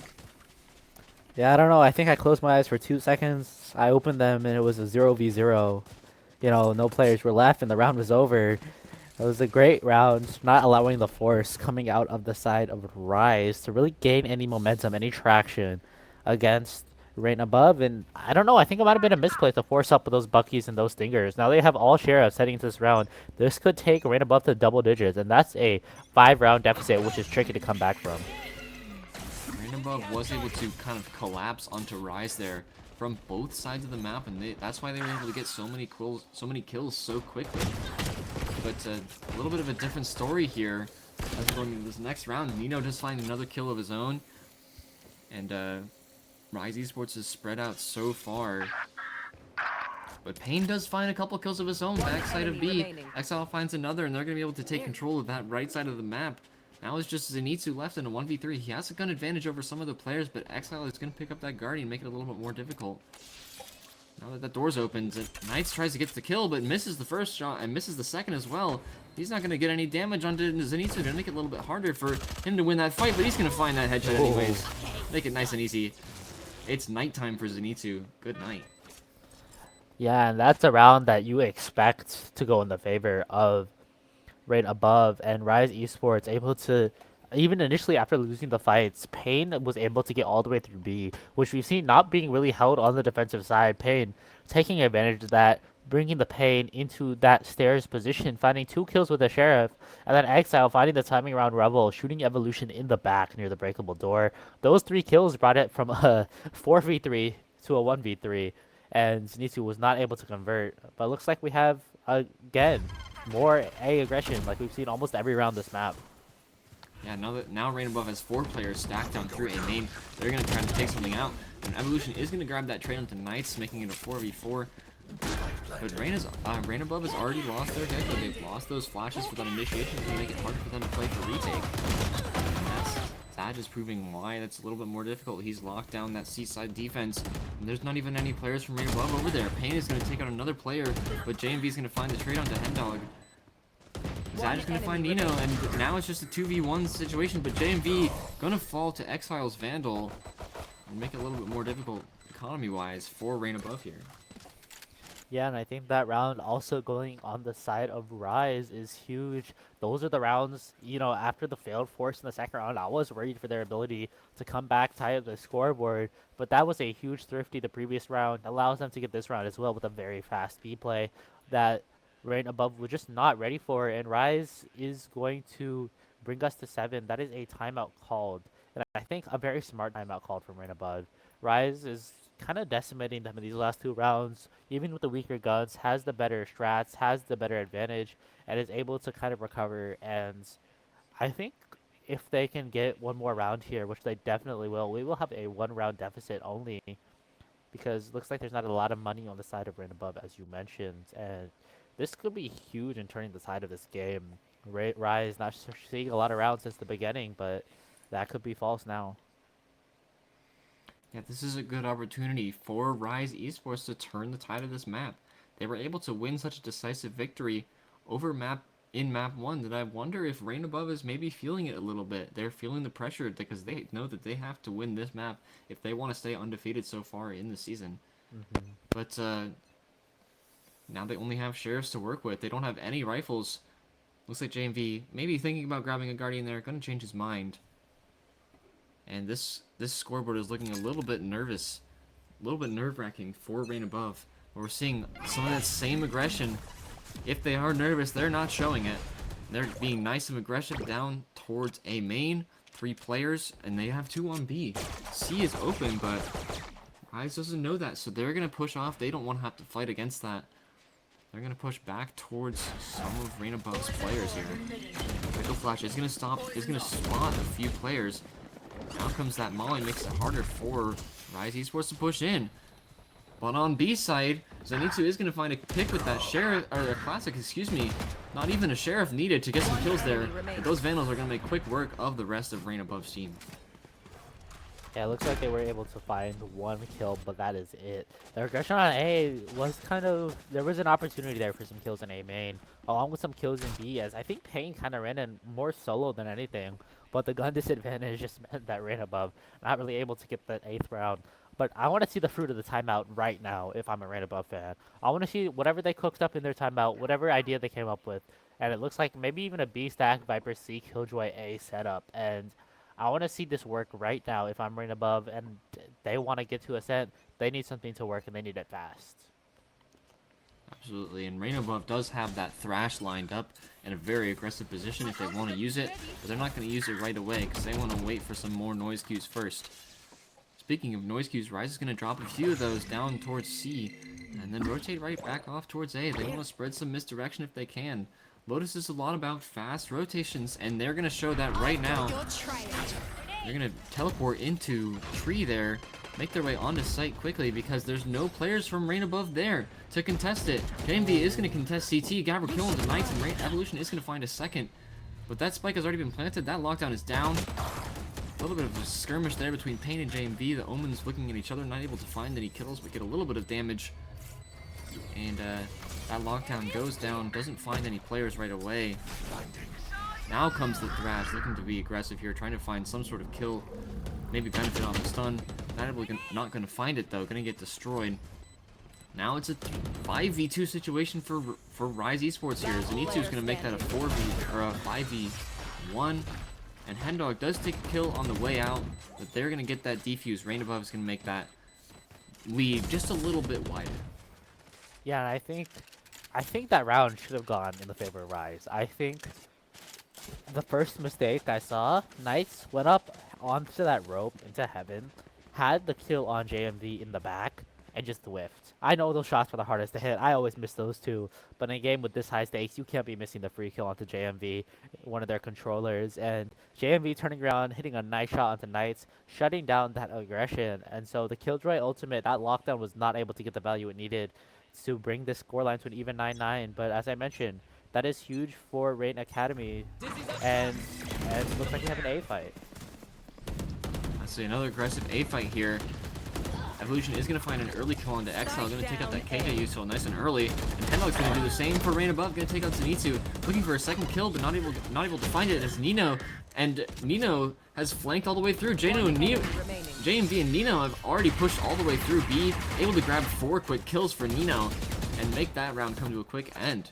And like you said, every kill matters here. Every bullet, every round is as important as the next. And Rain Above making sure that they take as much value away from this map as they can. Yeah, right above, I would like to commend them on that read. The fact that they were ready for that super fast A aggression that we really haven't seen out of Ryze. Nito and JMV zipping down B, you know, right, able to get that flank, get it real quick, and then, you know, 4 unexpected kills that Ryze were just not ready for is going to get them to that 11 score line. And looks like we have 4 players towards A, and just Exile gonna get caught in the back outside of B. I don't think Exile was expecting quite that aggressive of a push there from Rain Above, and Rain Above is nothing but the better for it. Even though they've relinquished control of site to Ryze, they're gonna get that bomb down, but they're gonna have a man advantage going into retake here. They do have 3 ults to work with, but Ryze does have a Viper's Pit. If they really want to do that, they can. Lockdown's gonna come down, Viper's Pit is gonna bring out as well. But it's not on top of the spike. It's in that A main aggression, that A main spot. Once again, gonna make it a little bit more difficult for Rain Above to play around it. They're not gonna know exactly where these players are as they go for the defuse. Out comes the paint shells. Evolution does see a player, does find Hendog and takes out that Viper's Pit. Daryl and JMV are gonna pick up the rest of the Ryze Esports crew, and that defuse is gonna go down, make it 8-12 map point here for Rain Above.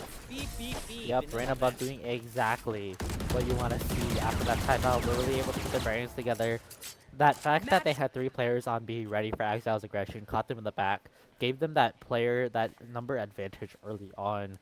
They were able to do that due to having one of their players, the Viper, set up that Viper's Pit on C. I believe the KJ was on A early on, and then the aggression into A was just countered by the lockdown.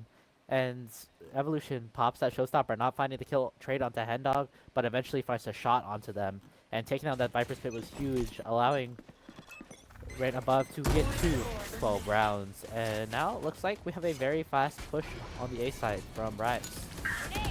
So now we're seeing that aggression that Ryze has been showing before. All 5 of their players are already pushed way onto A main. And Nino is going to fall to some of that aggression as well. Now they have only their players who are flanking to show for it. They're going to get a kill into Exile, make it into a 4v3 situation. He's actually going to find one onto Evolution. Knights is going to find a second. Now there's just J-Roll left to fend for himself. And he's not going to make it easy for Ryze. He's going to take out Knights quickly. He has some util to work with here, but not a lot of time as that spike is starting to tick down. He has an Omen Smoke to push through and Viper utility to work against. Now he's just waiting, trying to find something with that Molly, trying to get some sort of damage here. He got some intel with the Dizzy and with the Wingman as well. The Hendog is ready for it. Takes out the Flash, takes out J-Roll, and brings that round to another end. Now 9-12. Yeah, and I think that's a little bit of the weakness of the Gecko utility, in my opinion. As you saw J-Roll, 3 utility pieces go out towards Tree, Sight, and Heaven, but it just wasn't enough of an effect onto the people playing post plant to really deter them from their angles and their crossfire they set up in main there. But that round, I have to give credit to Zash for that 3K. That was a huge 3K, finding some huge kills, great use of their own utility to keep Ryze in this, and they're looking to bring this to overtime and just finish this out 2-0 and go home for the night. Absolutely. Ryze is looking to make every round count. Every kill that they can get is going to be important for them as Exile find a kill of his own onto Evolution. Seaside is getting a little bit messy over there, but they can't forget about A site. They do have Hendog already pushed up through A, trying to make something work over here, but he has 2 players to contend against. He's going to see Zenitsu there, but he is going to take him out. Make it just 3 players left for Rain Above to defend this strong B push. They're going to be forced to back off a little bit. J-Roll has to respect the space a little bit. That Seeker is going to find another player in the back of B. Now, Ryze Esports has time. They have aggression to play with here. They're going to be able to get some kills. Payne is going to find one of his own. Onto Nino, just pushed all the way into their spawn. Hendog is going to find a second on JMV. And now it's just J-Roll left. He's going to try to play for that rifle, try to save as much as he can. Because there's 4 players still from Ryze, and they want they are hungry. They are hungry for these rounds. They're hungry to get some points on the board and make it a little bit more difficult for Rain Above to play this game.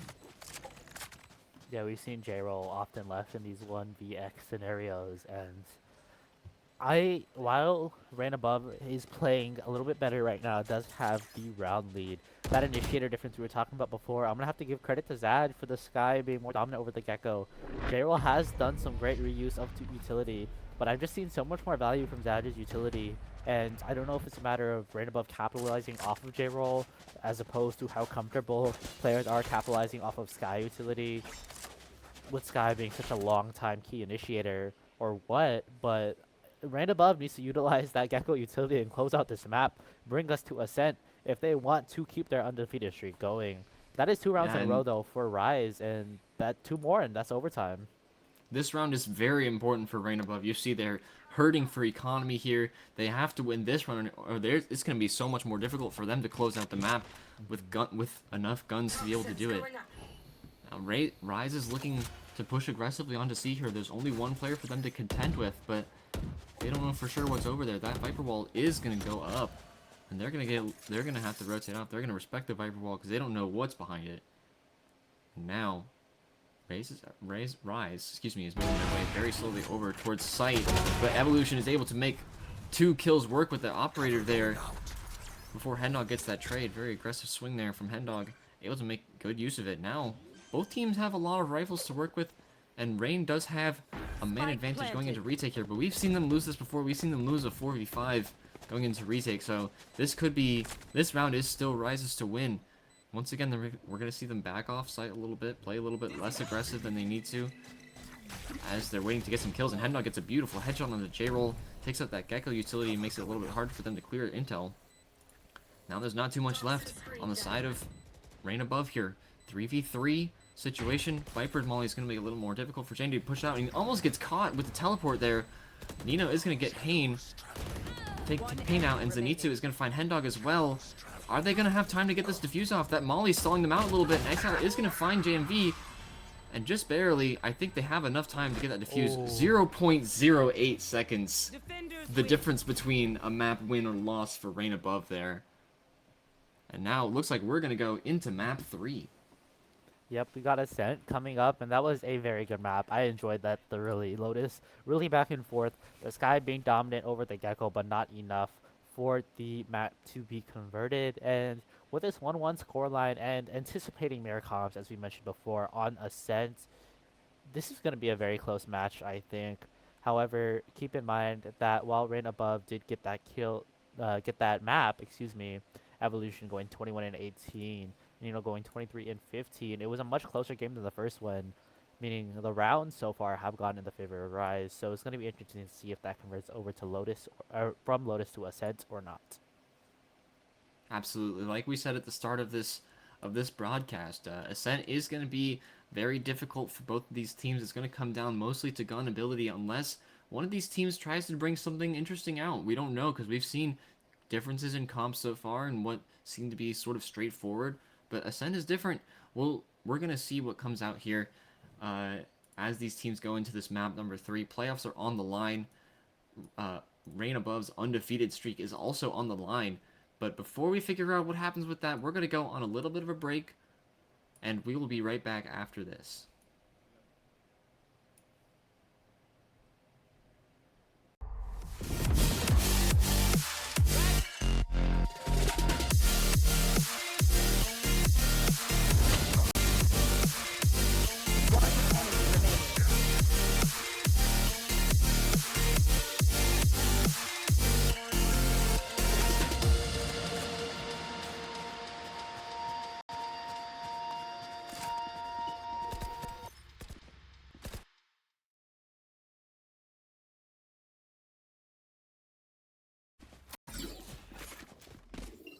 Turn out.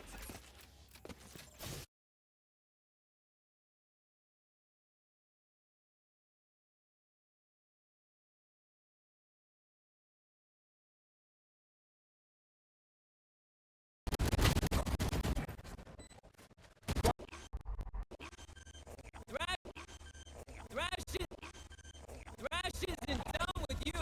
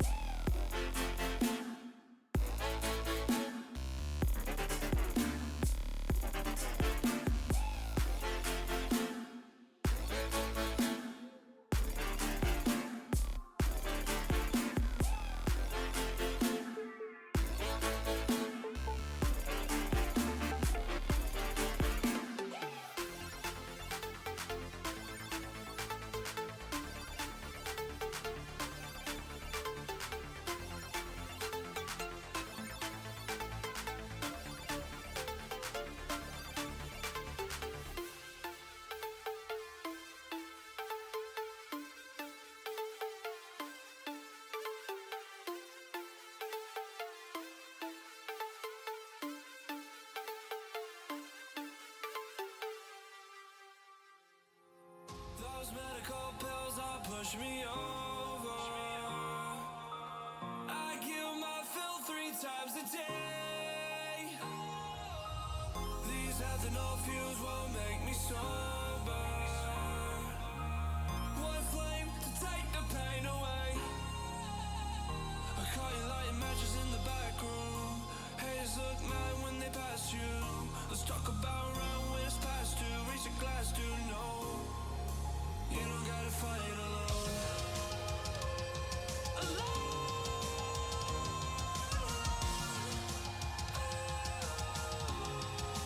You don't gotta fight alone.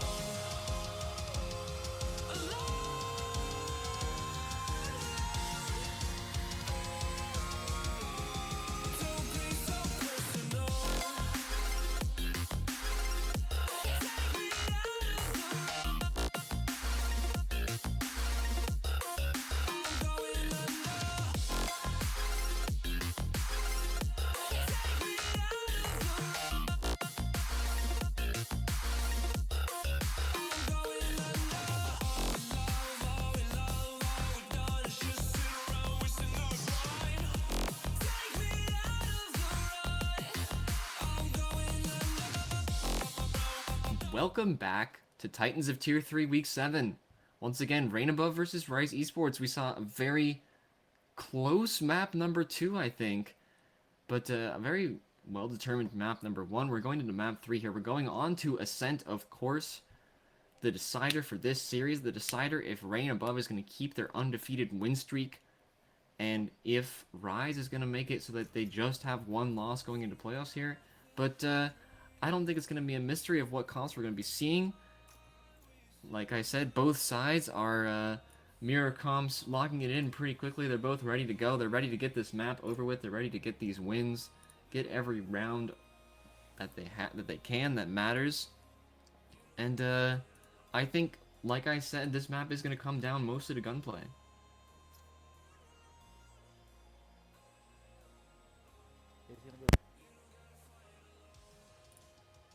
I think we're having a little bit of technical difficulty here with audio, but we'll hang in there. We got plenty of time before this map gets started. We do have a little bit of difference in, actually I didn't even notice this, Exile is on the Reyna. Instead of KO, they're going to have double duelist for Ryze Esports going into this second map. Yeah, that's really interesting that they're going to go for that double duelist. And apologies about my audio issues real quick there. I got it resolved. But Exile and Zaj both rocking that double duelist. Not rocking the double initiator. Only Hendog being the initiator for the side of Ryze. I think it's going to be very interesting to see how this plays out. But looking at the win rates for both of these teams, Rain Above is going to be 54%, 7 and 6 on Ascent coming into this map, whereas Ryze only 33%, 1 and 2. And Ryze is the one with the different team comp, so it's going to be interesting to see if the classic team comp and the experience that Rain Above has on this map so far is going to be what determines the win, or if Ryze's unique Exile Reyna pick is going to be what determines it. Honestly, I don't know if I'm a huge fan of the Reyna pick right here. The biggest difference between what these teams have to offer is that KO selection on the side of Rain Above. That null command is going to be very helpful when they want to be aggressive and pushing onto these sites. They want to be very aggressive, and that ult is going to allow them to do that. Reyna doesn't have that. She has a very solo style ult. She's going to be playing very kind of for herself off of that ult. The Empress gives her a lot of bonus in terms of dual potential, but she doesn't have a full team benefit like the KO ult does. So she's gonna make it a little bit more harder to be aggressive on these pushes, which both teams I think like to do. And already we're seeing a little bit of aggressiveness here from these teams, but doesn't look like anything's gonna happen at least right away. A little bit of stacking towards B-Safe for both teams here, but we're gonna see a very quick rotate here from Ryze Esports. One player going over to mid, as Rain Above is starting to make their way into B main here. But Hendog is ready. He's poised with the shock dart, ready to see if he can get any damage off contact from Zaj. He's going to drop the shock dart, see if he can get anything, but Gerald is going to find a headshot. No problem onto Zaj, making it look easy. Going to bring at least one player over from Ryze Esports, and bringing some util over as well, as Nino finds a kill onto Exile on the other side of the map.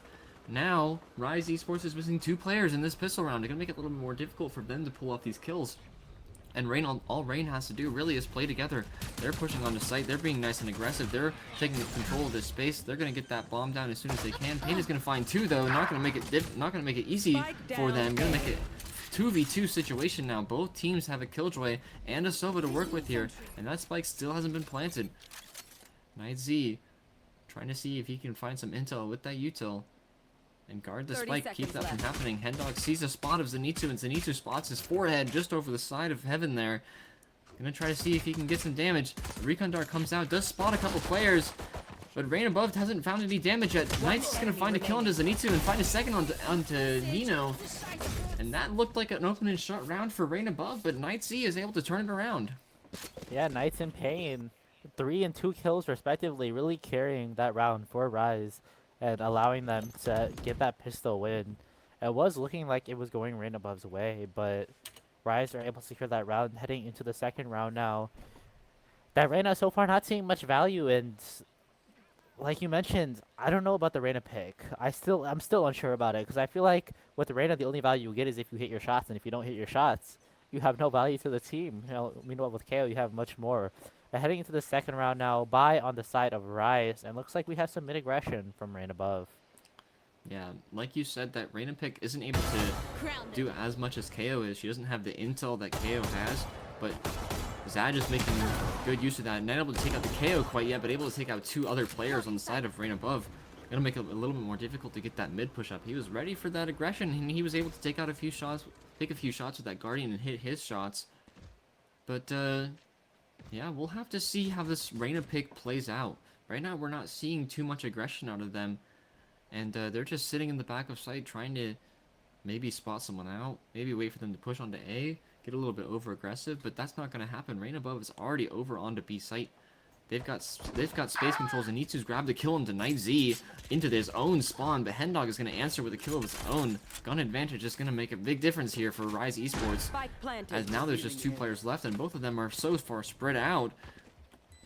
But Nino has found 2 of them. He's got a headshot onto One enemy Pain, but remaining. Excel's got a Vandal to make use of it. Now there's just 1 player left, and Zaj picks up a 3rd kill with his Guardian of that round. Gonna make it 2-0. Make good use of that gun advantage.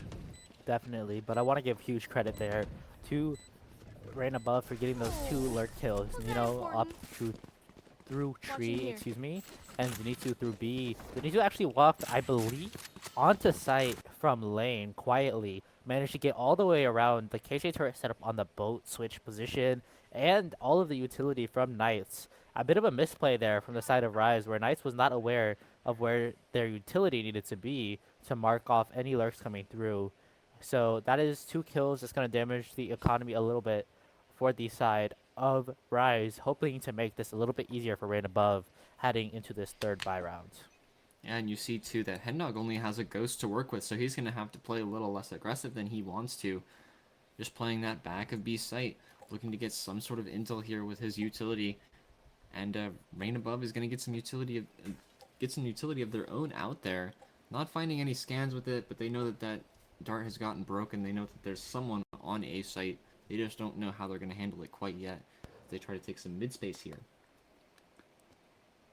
Yeah, looks like they're going to slow down just a little bit. Kind of work the mid angle, send that owl drone up cat. Kind of dodging the Sova dart, but looks like Evolution might walk onto this alarm bot as the Cloudburst goes out.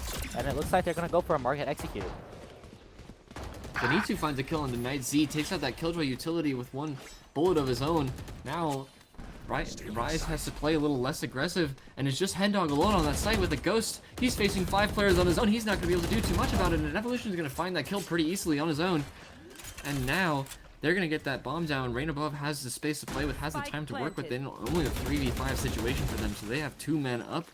Now they are all playing on site. Zaj finds J&B off on an angle. Finds another body shot on the back site, but Gerald is able to find 2 kills of his own. Now there's just 1 player left. Zaj has a Vandal, able to pick it up, get that little upgrade, and Gerald's going to make sure that he doesn't get anything to do with that. Going to make it 2-1. Ryze Esports not able to convert off that bonus round. Yeah, and with that force up from Knights and all the guns that they did have, only 1 kill is not what you want to see. I want to give a huge shout out for Brandon Buff for the way they played that round. They kind of hid from that Silver Dart in mid, and so I feel like Ryze was like, oh, mid's clear, we don't need to worry about it. Brandon Buff immediately following up the end of those scans by walking up tiles, walking into market, and as soon as they hit that alarm bot, they're on to B site. And I don't think Ryze was ready for that, and it was a great play from Rain Above, but looks like this time they're going for a fast B push. And now we're seeing that null command come into effect here. Out comes the null command, out comes some Omen Smokes. Evolution got one early kill, and J-Roll finds a second kill. JMB finds a third. Now they're making quick work of Ryze Esports here. They're only going to have 2 players left, and 5 of Rain Above with that spike down already. And they have all Vandals to work with. All of them have full heavy shields. And Zad dashes in, not able to find a kill right away. Pain able to find one of his own, not able to pick up the second. Jay needs to get that trade and finish off round number 4. Yeah, and you have to wonder if some of the role switches are really affecting the gameplay of a lot of these players. Because you see, Hendog is going to go, I believe, from the controller to the initiator Zaj, going from that initiator to that duelist and exile on that Reyna. I don't know, I'm not seeing any value from the Reyna. I'm not sure about you, Joel, but I'm seeing so much more value out of the KO. Sure, J-Roll is shooting better right now, too, rocking 5, 2, and 2. But that null command shuts down nice utility, doesn't let them hold a site. Meanwhile, the Reyna just has a couple blinds that can be shot down, or even shot through if you're close enough to the opponents. So, heading into this 5th round, a save from the side of Ryze. That Blaze Storm's going to be popped, though. Question comes out. Does get a bit of damage, and oh my goodness, Exile does find 2 kills there, making us eat our words a little bit. But Zenitsu, oh my goodness, finding a very fast headshot there. 2v3 situation now for Rain Above. Both players trying to push out mid, trying to get some aggression here going, but they don't know if Night Z, they don't know about Night Z, but Zenitsu finds him anyways. Hendog does grab that trade onto J-Roll with a Sheriff headshot, but now it's just a 1v2 situation. Zenitsu has a Vandal into 2 Sheriffs, so he does have a gun advantage against both of these. If he's able to take these 1v1s separately, might make it easier for him to win this round. And he finds Pain. Pain is going to back off to try to play together with his teammate. Zenitsu has time to work with here. He has 40 seconds left on the clock. He has the spike with him, but Pain is going to make that headshot look beautiful and end that round swiftly. Yeah, as you mentioned, we ate our words a little bit with that Reyna Exile swinging out the cap position, forcing up that Vandal, no shields. That is actually what I want to see Exile doing on that Reyna, taking advantage of the overheal, not investing as much of those credits into the shields, and it worked out great there because Zaj going down tiles aggressive with the Blade Storm wasn't actually able to get any kills and convert value there from tiles themselves, but the value came when Exile found 2 players in top mid, very aware. And those were the 2 kills that really got them back in. Also, a lot of gunfights lost for the side of Rain Above, not really winning the gunfights that they should have been. Zenitsu is able to get 3, but J-Roll, right, the third was a trade on J-Roll, who lost to a weaker gun. So I think a lot of these gunfights are really what are deciding a lot of these rounds. But looks like we are going to have 10 guns, 10 Vandals, most likely heading into the 6th round. And I think this round could determine a lot of momentum for the half for either team. I think what's going to make Reyna get her most value here for Exile is going to be positioning. We saw that last round. Exile was positioned very aggressively out into Cubby, able to peek Cat right away and get those 2 quick kills. That's going to be the kind of stuff that makes this Reyna actually get what she does best, which is getting kills, hitting those shots, catching Rain Above off guard if they can manage it. But there's not really too much else that she can do. She doesn't have util that can stop players in their tracks. She doesn't have util that can make it difficult for them to take on site. And we're going to have a little bit of a tech pause here, but I mean, there's not much else you can say about that. Just the difference between KO and Reyna is very much a huge gap, and it's going to make a big difference in strategy here. Yeah, I feel like Exile wasn't playing aggressive enough to take advantage of the Reyna in the first couple rounds the way they needed to, and the fact that they were able to do that round is what mattered. But looking ahead into this half, as we kind of wait for this tech pause to get resolved, I would like to see aggression from Exile more than I'm seeing it from Sag. That Reyna being aggressive rather than the Jet, and the Jet maybe even picking up that operator, or maybe even the Reyna. You know, you have 2 potential high use operator agents there for the defensive side. But for the attacking side, I think I want to see use of that double initiator more for some fakes. So far, they've played slow, they've played fast, but they haven't done as many fakes. The fact that you can send a KO flash on one side and a Sova recombo on the other side at the same time, if they're able to take advantage of that and really get some fakes going, get some mind games going against Ryze, I think that's going to be really influential in determining the outcome of this half at least as Ryze tries to attack, or Ryze tries to defend against Rain Above's attack. You almost have to be super patient here if you're Exile.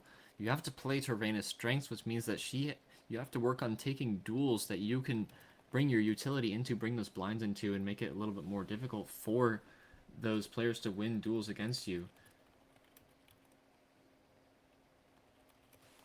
And just as we're going through this tech pause here, I'm trying to think about what does Rain Above need to change anything? Because what they're doing so far seems to be working for them. They're playing with that aggressive strategy. They got caught off guard by a couple little changes from Ryze Esports for a couple rounds, but their aggression seems to be working. They're really benefiting from using that KO util, getting kills where they need it, and trying to make the biggest difference that they can. 100%. And I I see these guys setting up once again outside tiles, outside B main, and you have to wonder, should Rain Above kind of pivot a little bit, maybe look to pivot towards starting mid, and top mid obviously didn't work out for them against Exile, but I would like to see some more fast A aggression that I haven't seen, and it looks like Ryze might even be expecting that. They do have that 3-player stack over to the A side with the Killjoy set up on the B side, but as we wait through this tech pause, it's going to be interesting to see kind of how this works and how this plays out.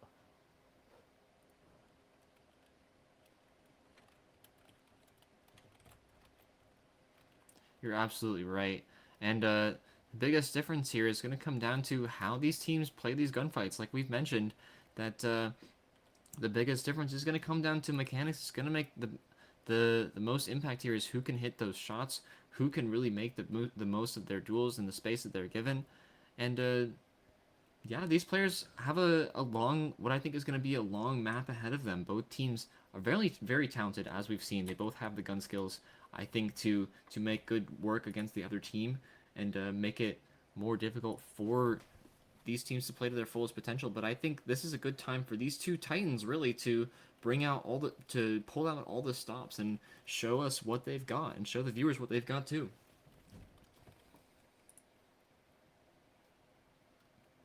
Yeah, it looks like we have one player DC'd for the tech pause, and we're just waiting for them to reconnect back, and so we can resume this game. Not sure how much longer this is going to take. It has been a while on this tech pause so far.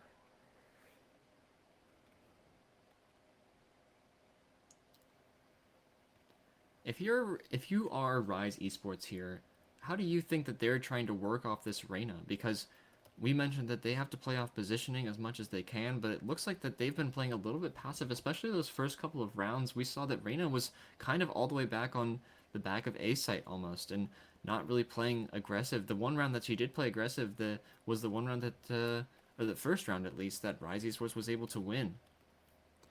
Yeah, I want to see Exile peak B main, Like, cross out early.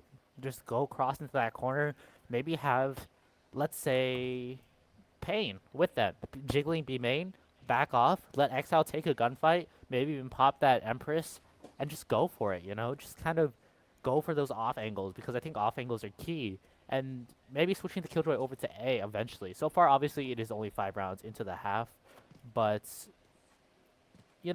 maybe taking advantage of the fact that Killjoy can play anywhere, put them on the A site, and also maybe change up their mid hold. You see that alarm bot on market, and it wasn't successful, and now they do have iHendog over there, kind of helping with their utility as well normally, but maybe changing it up, like when it's, if it ain't broke, don't fix it. But if it does stop working, then maybe change things up a little bit. Looks like we may be able to continue here shortly, though, as it seems the DC player has been able to reconnect.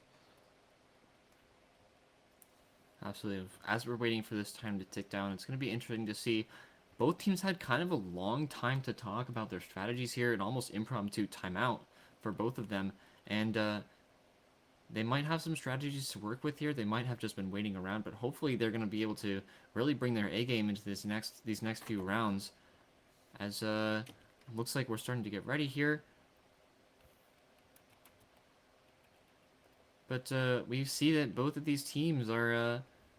I think they're both excited to win. We see a little bit of almost animosity in the chat here, the all chat, and I think this isn't something new that we've seen from Rain Above. I think this is something familiar to them, as a little bit of almost trash talk. I think, and I think that Ryze Esports is able to bring a little bit of trash talk on their own.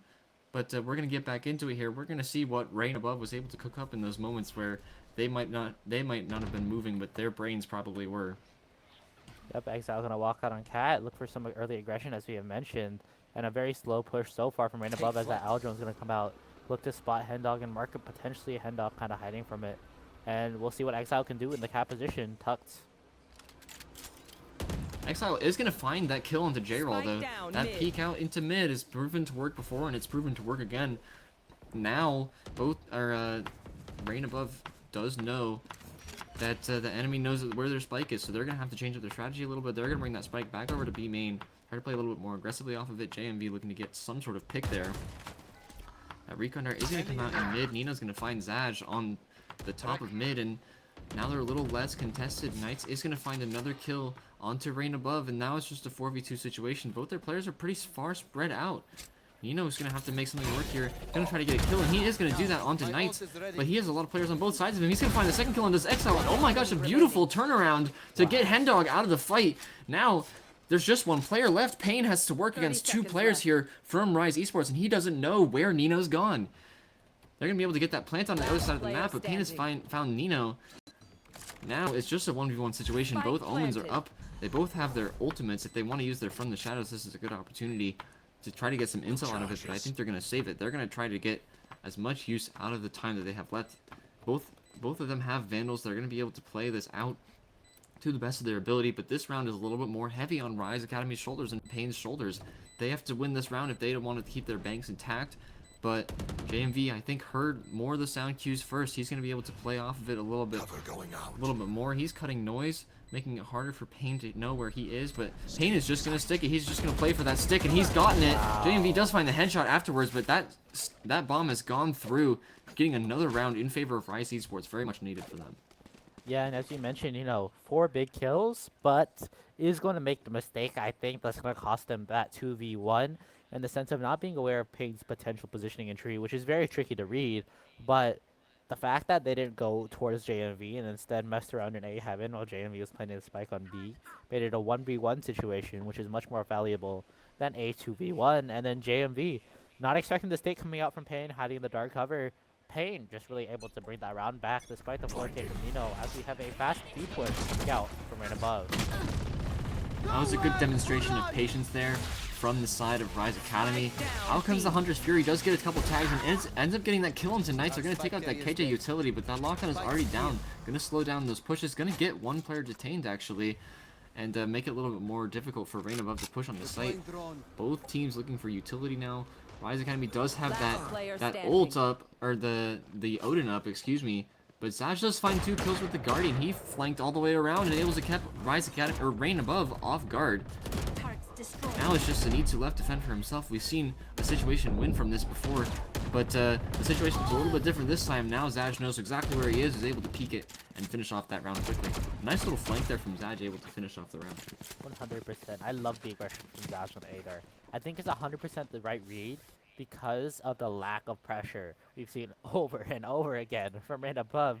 And as I say that, it looks like they're going to be leaning towards the B side again, and I don't like it. I want to see them push A more. Looks like they may be pivoting that way a little bit, but Zaj, reading that correctly, gets 2 kills with the Guardian. It hurts to be that Sova, to be Nino, coming out of the 4K looking for more, getting shot in the back of a head by a Guardian while doing an Al drone. But, when you don't have the read on the flank, that's what ends up happening. We're going to see Nino setting a recon bolt out for some early mid presence, as well as Hendog showing that Odin on the B side. But so far, both of these teams taking things pretty slow. Spike is on the B side, but more defaulty look from the side of Rain Above this time as opposed to the previous round. We've seen a lot of strategy change up here, and we've seen the switch kind of flip between teams more than a couple times. Now we see that the economy is definitely more balanced towards Ryze Academy, or Ryze Esports' favor here, excuse me. And now just a couple players on Rain Above's side do have light shields, so it's going to be a little bit more difficult for them to push this. As spam comes through the Omen smoke isn't going to find any purchase, but Rain Above is ready. They know that there's players on site, and they're ready to push into it. Out comes a flooded utility. Evolution does find one player, gets traded out, but Pain and Exile are ready for it. They just spam through the smoke, and they're able to find 4 of Rain Above's players. Now there's just one player left. JMV left to fend for himself. He has his ultimate up. He's able to play for that spike if he really wanted to, but he has there's too many players on the side of Ryze Esports that he has to be a little bit more careful. He gets spotted by the Owl Drone, which is not great for his position, and he's going to be able to take out Exile. It's going to stop that quick spot, but there is still the Odin to work with. He gets caught by a couple bullets, but he is going to be able to peek out and find that last kill. Pain is going to make that trade happen, though, bringing it to 6-2 in favor of Ryze Esports. Yep, Pain and Exile bringing Pain, sending Rain Above to their demise, to their exile, dare I say. And that was just a great hold from the two of them, really utilizing both of their utility. I like to see that Omen play. You know, you hit a couple shots, you end up shrouded steps up onto the boxes. You end up using that paranoia to kind of secure the round against JMV, who did hit a couple nice shots. It just wasn't quite enough, and I don't know. I'm not liking what I'm seeing from Rain Above here time and time again with this slow mid play. Looks like they may be going a bit faster here, but it just hasn't been working. I think even Rain Above could be a little bit nervous to bring the aggression that they brought on map 1 today, which was Bind. Excuse me for forgetting what map we were on, but they got pushed against time and time again. They just lost those aggressive pushes and they weren't able to show anything for it. And speaking of which, that aggression is getting met with plenty of bullets on the side of Ryze Esports. Now again, it's just a 1v4. Zenitsu has a Sheriff to work with, does have a lockdown, but he's going to fall to the Vandal with Pain. Team Ace for Ryze Esports, and Flawless as well. Honestly, Ryze is shooting. I mean, I can't say much else. Ryze is shooting and they're hitting their shots. They're getting the read. Like, I feel like they kind of allowed the snake into the market side this time, but they were ready for it, and they weren't letting the round go to Rain Academy like it had happened once before from the market push. Just as Rain Academy slithered through market, the jaws of Ryze closed around them from all sides, and it just wasn't. They weren't able to get anywhere with their push, running into Vandals and headshots everywhere. But Zaj peeks out, finds JMV early on. Zaj is able to make use of his own Vandal there. And Exile is there too to make some good use of it. Those both duelists are teaming up here. Now we're seeing kind of the benefits of having a double duelist comp. Now that they've made some kills over on A main, they're going to be able to play a little bit more aggressively. Evolution is going to find an answer with the operator though. Able to take out one player, make it into a 4v2. But he's not going to have too much else to work with here. J-Roll doesn't have a Vandal either. He only has a Guardian. But he is going to find a kill into Exile, sneaking all the way through his own spawn there. Both duelists who pushed so aggressively onto A main on the side of Ryze Esports are now down. And these two players on Rain Above side are going to be able to push into site a little bit slowly. They're going to have to take their time because they don't have a ton of guns to work with. And Pain is going to catch J-Roll out as well. So now there's just the operator from Evolution and Light Shields too. So he's going to have to play pretty careful here. He might just have to play for picks. Not going to be able to do too much playing into the hands of 3 different Ryze Esports players. All with Vandals, all hungry for this win. Trying to get every round that they can. Trying to get as many wins as they can. But Evolution here looking to maybe get something out of it. But he's caught looking the wrong direction. Yep. And Evolution is struggling. 4 and 8.5 KD so far. Excuse me. That's not what you want to see from a duelist on the attacking side. You want to see them dashing in and converting. So the fact that they're really struggling to find those conversions, be it through the utility. I mean, we were, dogging on this Reyna early on. We were talking about how bad Reyna is. Reyna's not the right pick. And I don't know, Ryze is proving us wrong. The more experienced Ascent team, Rain Above, running the standard 5-agent comp we always see, is just not finding success against this little bit more unique Reyna pick coming out of Exile. But I think again, they're showing us, Exile is showing us what we were talking about earlier, as Knight X finds 3 kills right away off the bat, taking out 2 or 3 of Rain Above's players, and Exile is able to finish that off pretty quickly. But like I was saying, Exile is showing us exactly the way to Last play Reyna on round this before map. the Playing switch. off that positioning, playing for those kills, hitting the shots that they need to hit, and getting the utility, or the usage, sorry, the value, excuse me, that that they need to make this Reyna pick work.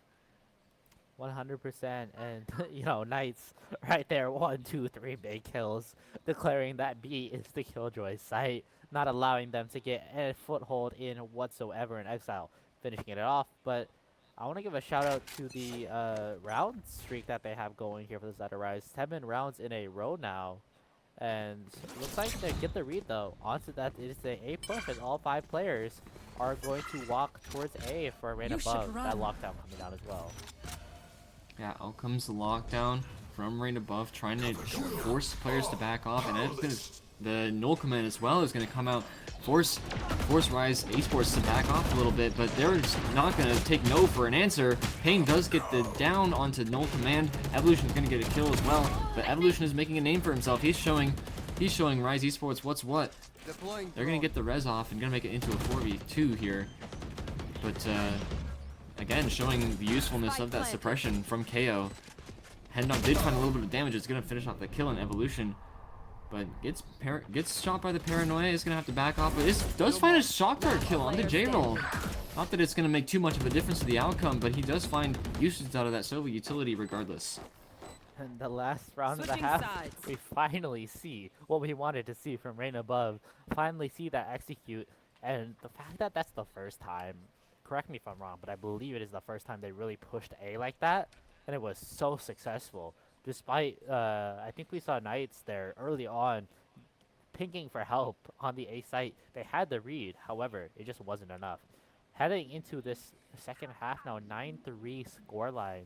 It's interesting to see if the double duelist is going to be more effective on attack, as we have an A lead coming out from Ryze, or the more experienced, more standard, more traditional, you know, double initiator is going to have that information and the utility needed on the defensive side to really take control. Yeah, I do think that we've seen from, at least looking at the statistics, that Rain above has a lot more experience in this map than Ryze does.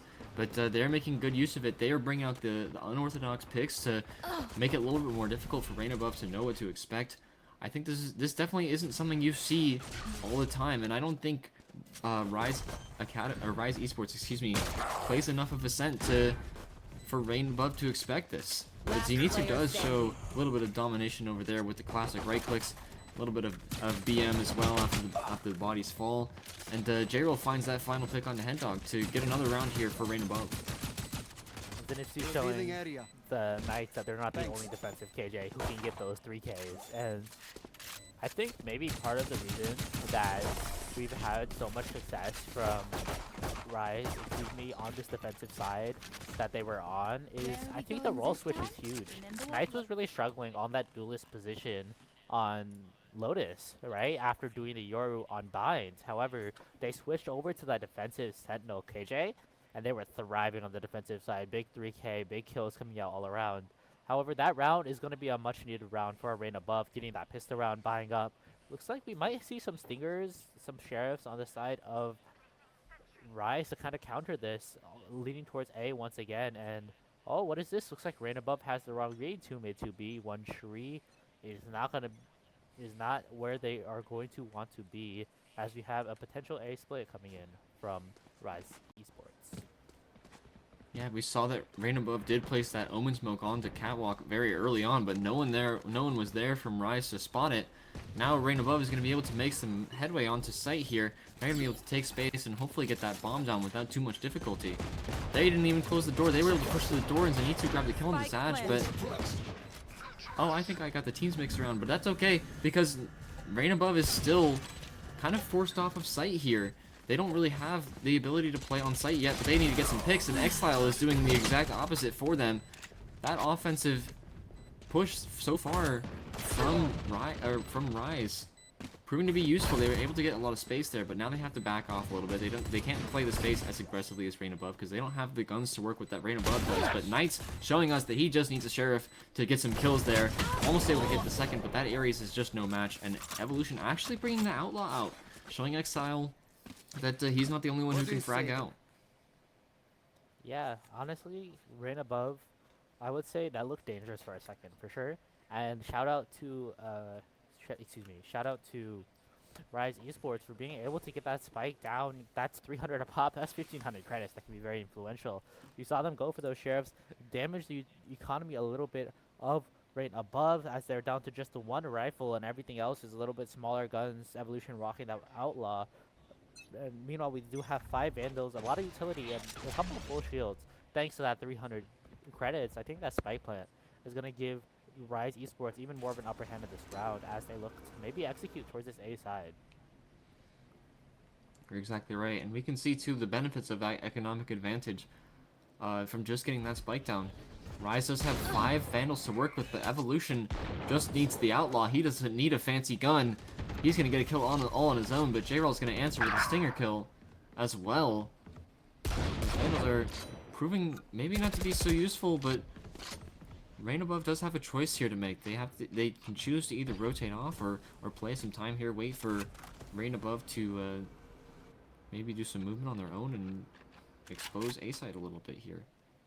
Both teams just kind of biding their time, trying to make use of what they have, and Ryze is going to kill into Evolution, but J-Roll is going to be there to pick up the trade. Payne has an off angle though and is able to pick up the kill on his own. Now it's a 2v2 situation.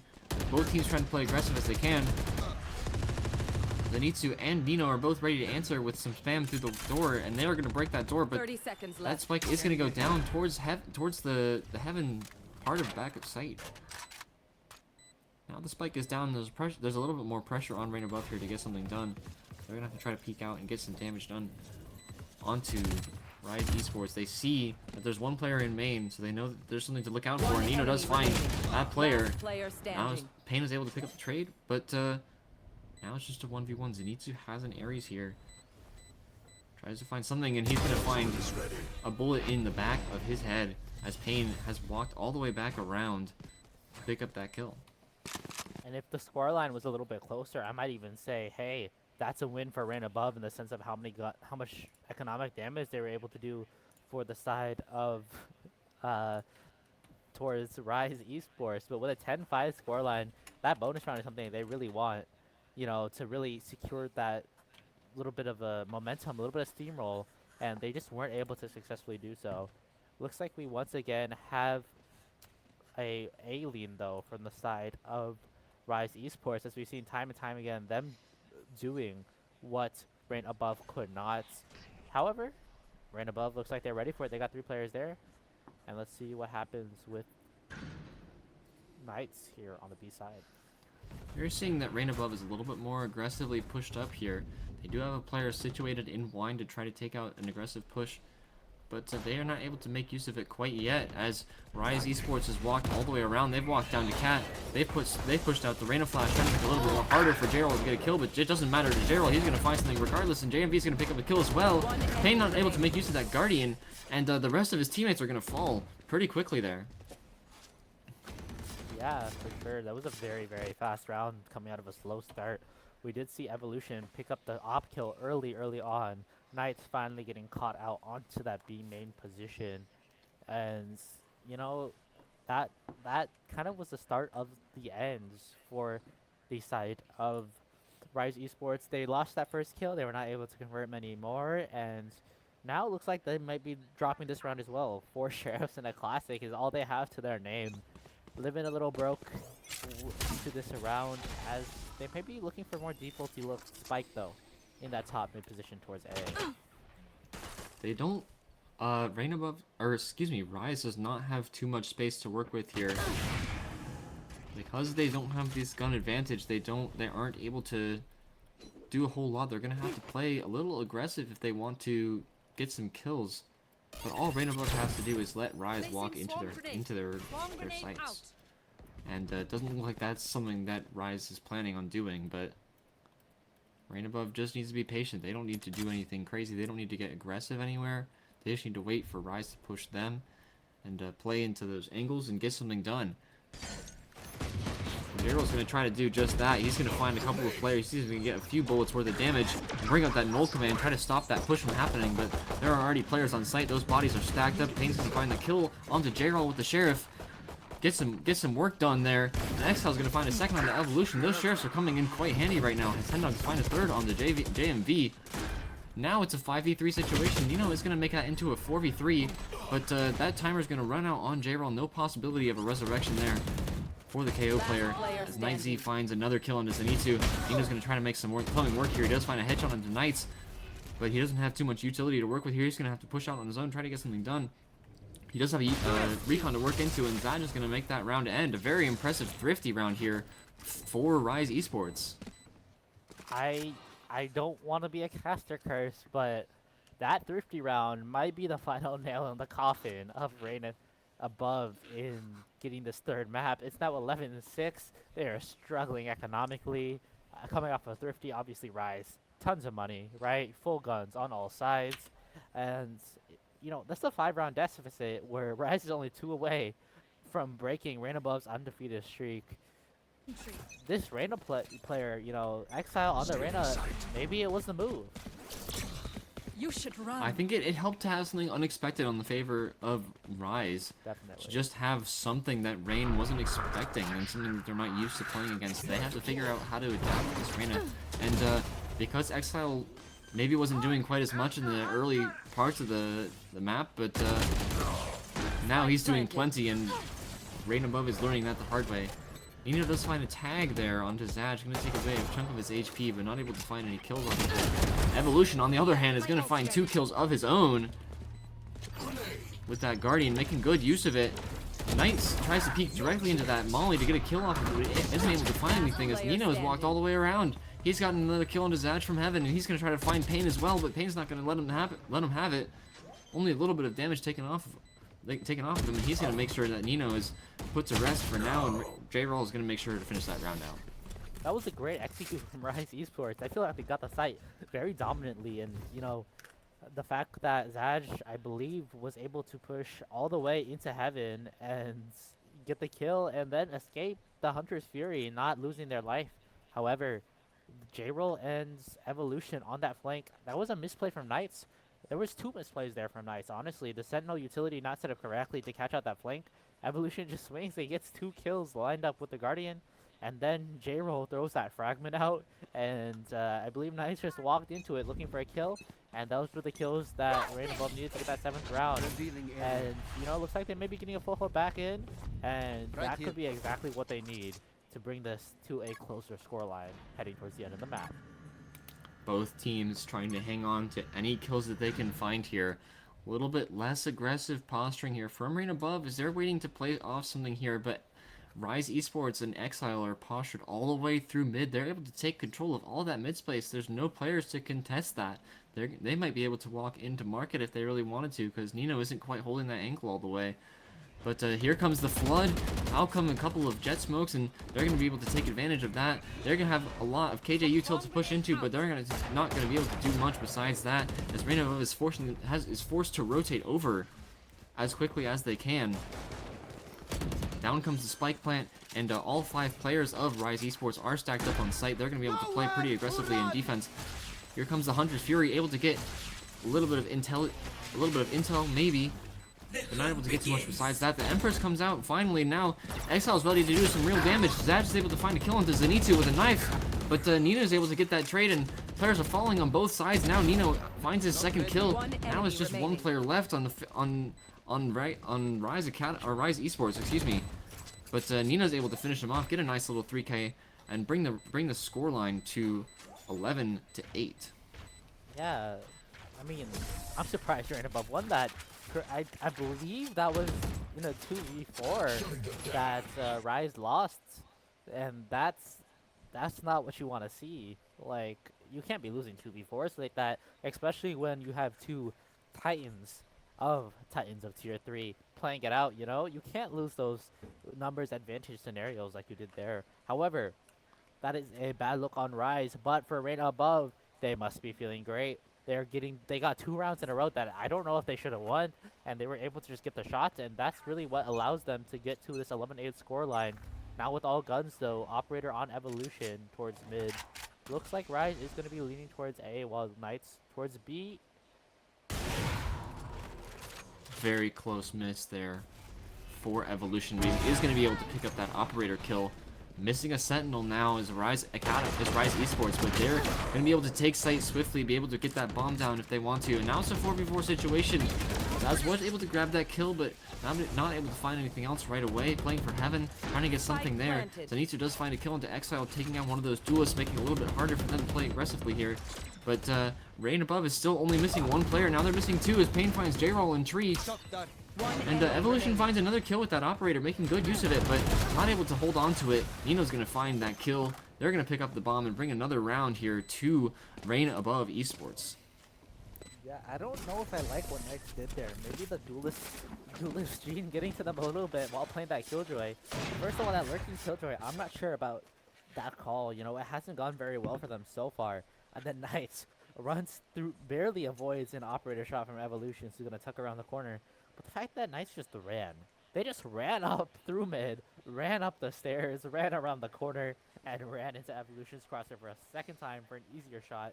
That initial pick is huge, and the fact that they just weren't able to convert after that, off of that number disadvantage, very tough to convert, especially at this high level.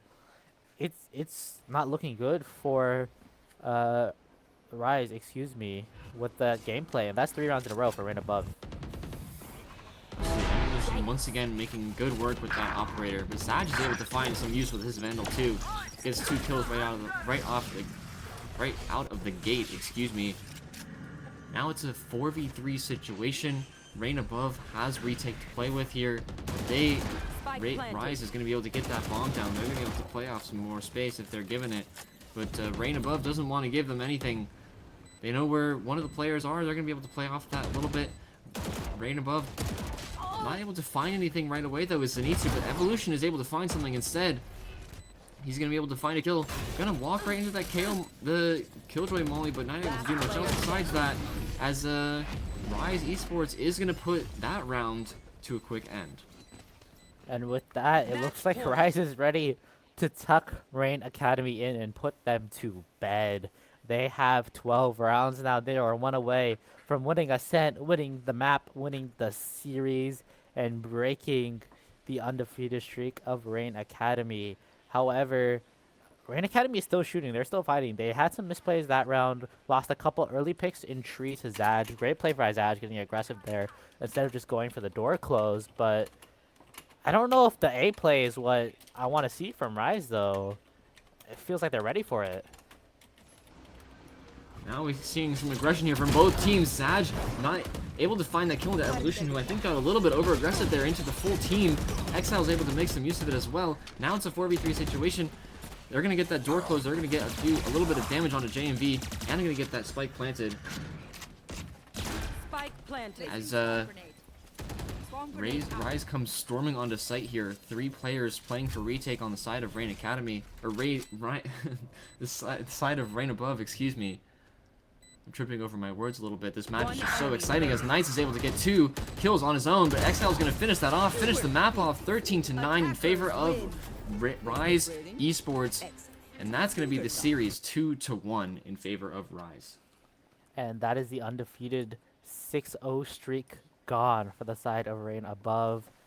Ryze Esports going to be the ones who close it out. Zaj dropping 21-17, Pain dropping 20-13. Great gameplay all around. Honestly, a great series. But both of these teams now 6-1 as we head towards the playoffs coming soon. It's going to be very interesting to see if maybe we even see a potential rematch here. Both of these teams have been doing really well so far. Absolutely. I think we saw a lot of good gameplay from both teams. We see that both Zaj and Evolution, both of those Jet players got 6 first bloods to their name, but Zaj took it out on top. 278 average combat score and 6 first bloods. A lot of work done there by the Jets, and I think it was just a difference in play there. I don't think Rain above was expecting the Reyna pick, and they weren't quite able to adapt to that in time to bring it back. They were able to catch a few rounds here and there, but they weren't quite able to bring that comeback all the way back. Yeah, it just wasn't enough. And, you know, I want to give a huge shout out to both teams, though, because it was a great series overall. We had a tech pause, we had issues, but there's a lot of banter going on in the chat right now. Both teams trash talking, but it's good natured. Honestly, great game from both sides, and It was overall just a wonderful series. Absolutely. I kind of want to talk about that last half performance by Rain Above. They were able to bring a few rounds back, but something I think shifted there, and Ryze Academy or Ryze Esports, excuse me, was able to bring back those few last rounds, able to win out the map and bring the series to a close. Yeah, I mean, I feel like I don't know. That Reyna pick, honestly, I think was probably the decider. I don't think they were ready for the Reyna, and initially, Exile was having a little bit of trouble settling into that role, you know, settling into what they needed to do as the Reyna. But then afterwards, they were able to adapt and get a good grasp of what they needed to do, which direction they needed to go with it, and I feel like the retakes are really prominent as well. Absolutely. That was such a very entertaining match. We're going to come back for an interview in just a little bit, but first we're going to go to a short break right after, and we'll be back for an interview right after this.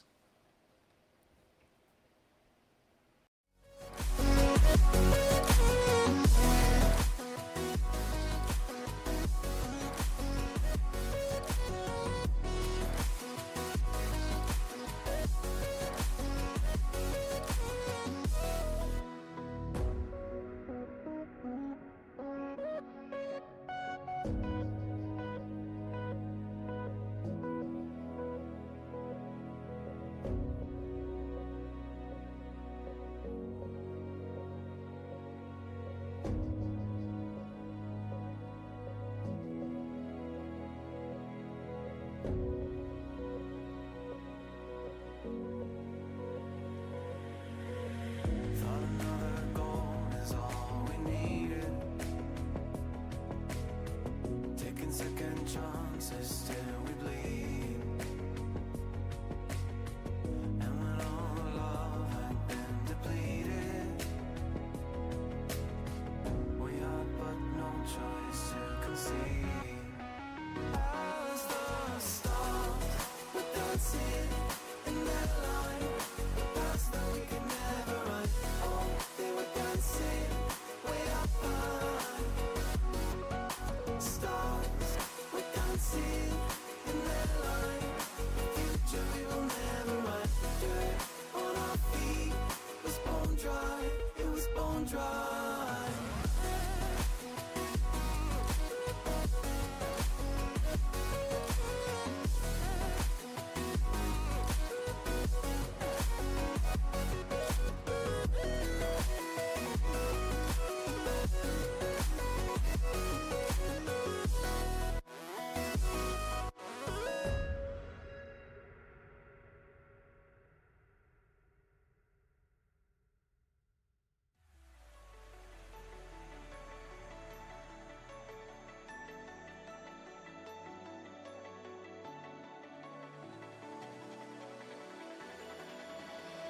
Paralyze my heart. Don't wanna feel your touch like ice, tracing all my scars. Why is it hurt on the inside? It's unforgivable, but I forgive you every time. Hard to let it go, 'cause we're intertwined. I break you break me, but something about it makes us so, baby. Every piece keeps us together in the cold.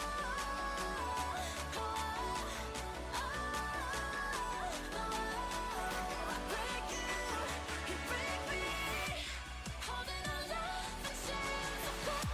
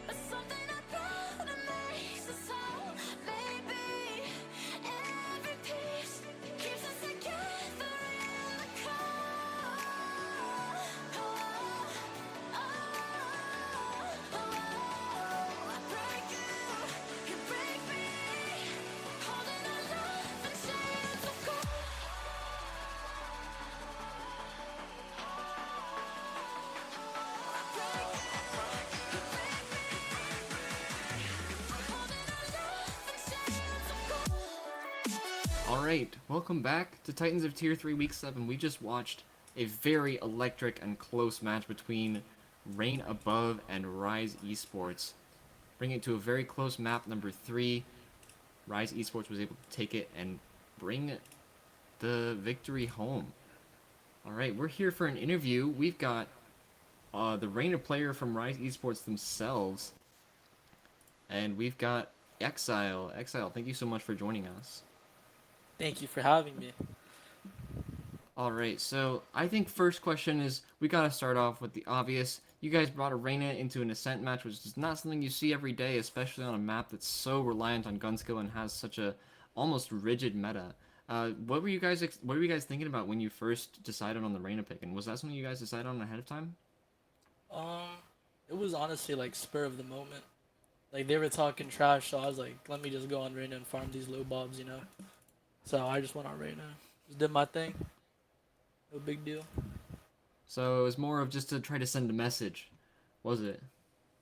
Yeah, we don't need to play proper to beat people like them. Well, there you go. It's a very confident attitude coming out. And just one last little question to finish this short interview off. I noticed there's a bit of a role switch for Knights on your team, going from the Duelist onto the Sentinel, and you also switching off, a little bit of role swapping, and I think that really came to fruition on Ascent. Was there kind of a thought process behind that? Kind of how did that come about? So Knights has been up all night, and normally he's our duelist player. He's like, he said he wanted to go Killjoy because he just wanted to anchor site, didn't want to take any duels. So I was like, yeah, let me just go Reina. All right. All right. A bit unorthodox, but hey, you guys pulled it out, and it was a very fun series indeed. Absolutely. That was a very entertaining match. Thank you guys. Thank you so much for joining our interview, and we hope you guys have good luck at playoffs. Thank you, thank you. All right. That is all from us here at Titans of Tier 3. Once again, that was our wonderful interview with Exile from Ryze Esports, bringing that series to a close. We will see you at playoffs starting next week. Thank you so much for watching, and we hope you guys have an amazing night.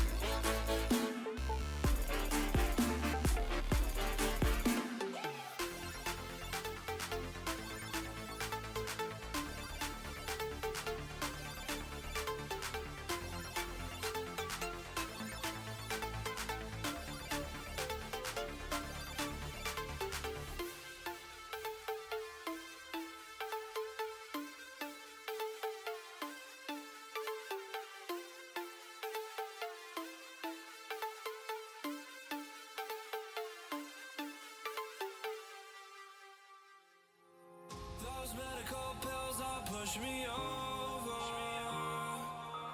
I kill my fill 3 times a day. These ethanol fumes won't make me sober.